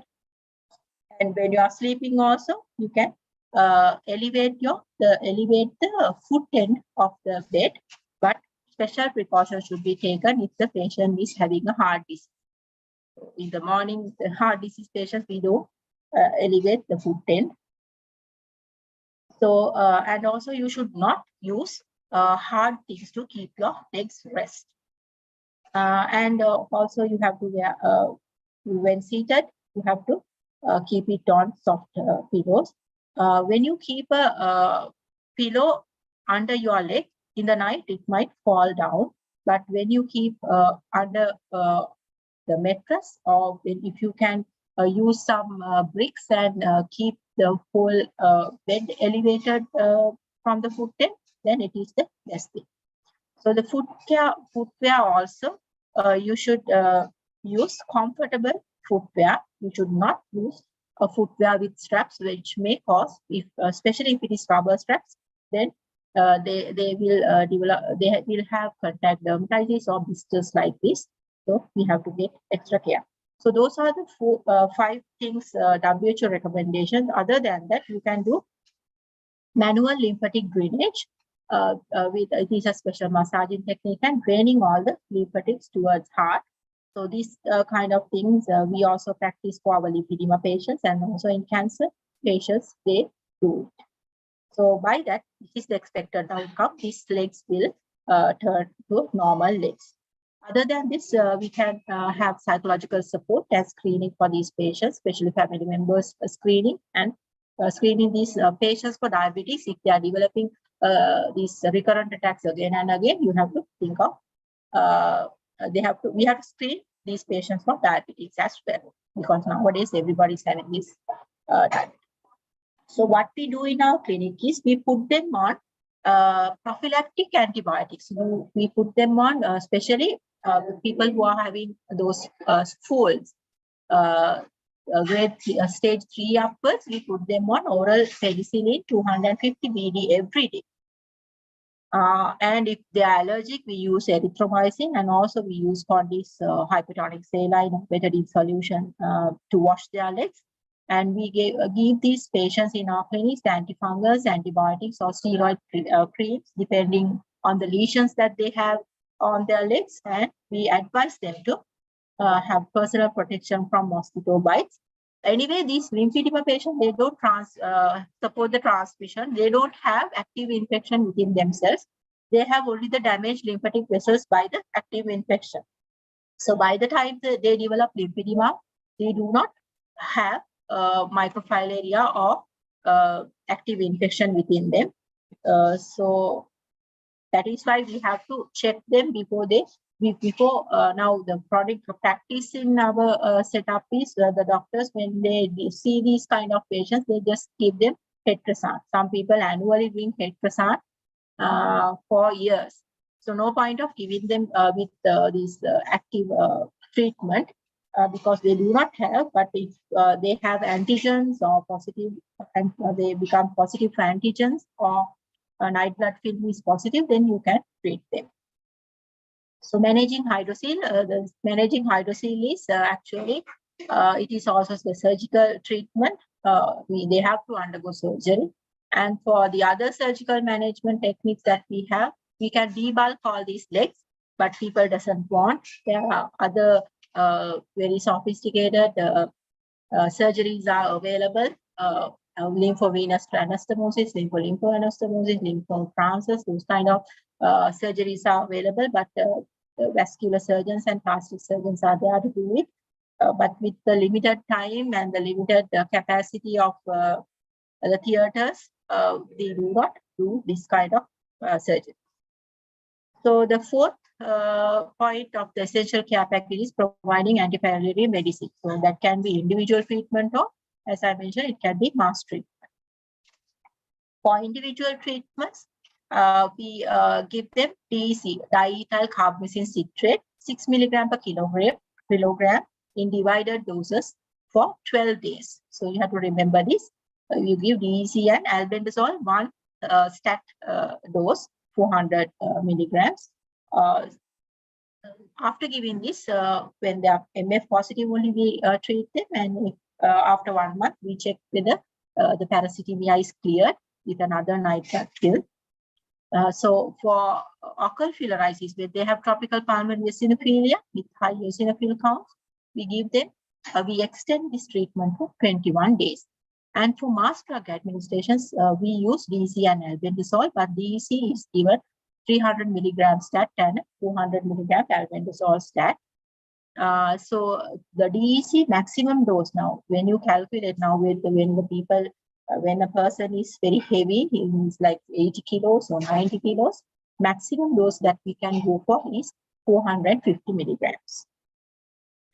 So this is the MDA medicines that we are not using ivermectin because it's not yet registered in the country, but we use other 2 drugs to use in mass drug administration.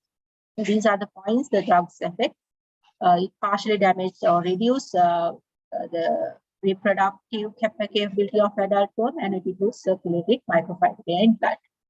So this is the roles and responsibilities of you, because I told you these people are put on penicillin for lifetime.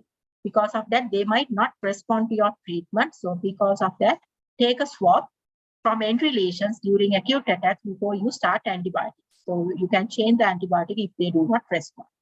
So also you have to identify lymphedema and hydrocele patients in the hospital settings, clinics, in wards, and refer them to the morbidity management clinics in our regional filariasis units. If not, you can also manage these patients. If you are, if you know the techniques, you can do these basic measures, and please notify to the closest RMO office. And also you have to teach patients the importance of foot care to prevent recurrent cellulitis attacks and heading to elephantiasis. So these are the take-home messages to you all. And if the eosinophil count is high, and the history suggestive of exposure to filariasis, refer them to for screening in the filariasis campaign before starting DEC treatment blindly.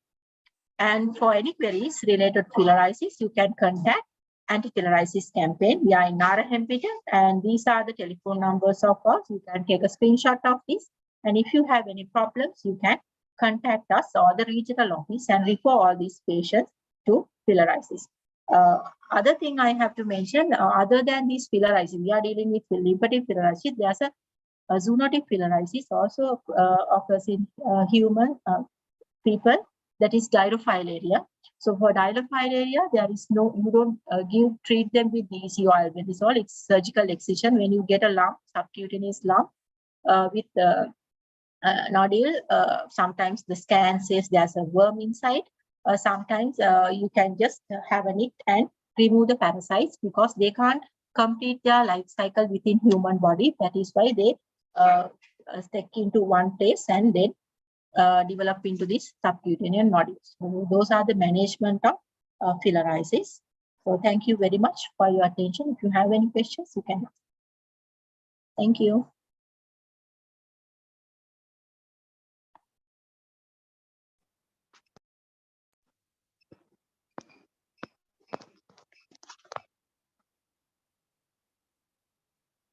You can put chat into the chat box if you have any questions.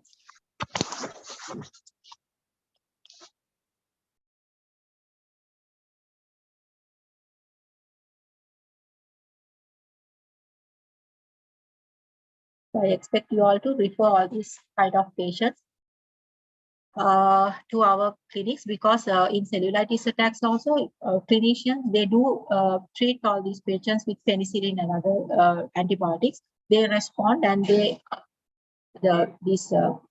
and bacterial infection get resolved, but the lymphedema part, edema part remains with the patients. So because of that, they get recurrent attacks on top of it. So to prevent that, you have to reduce this lymphedema as well. Because in clinical practice, they don't have enough time to attend to all these legs and take care of all these legs. That part get missed. Because of that, please refer those patients to us. We can take care of all the patients with lymphedema, irrespective of the cause. I told you there are a lot of causes for this, but irrespective of cause, we can manage these legs. So thank you very much.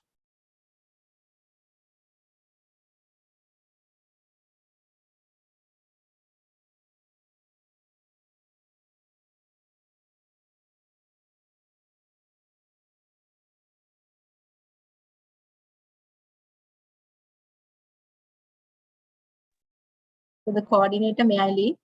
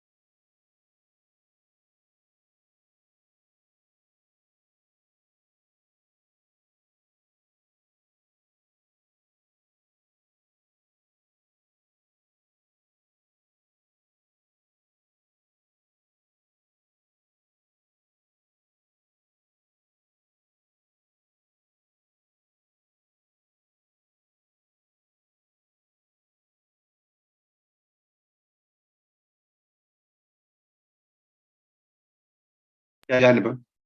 Right. Thank you very much. That was one second. That was Dr.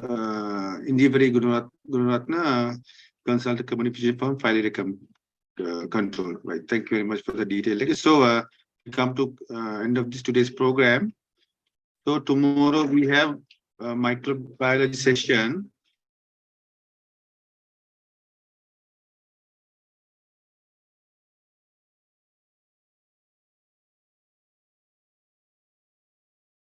Microbiology session. So joined by 8:45. Thank you.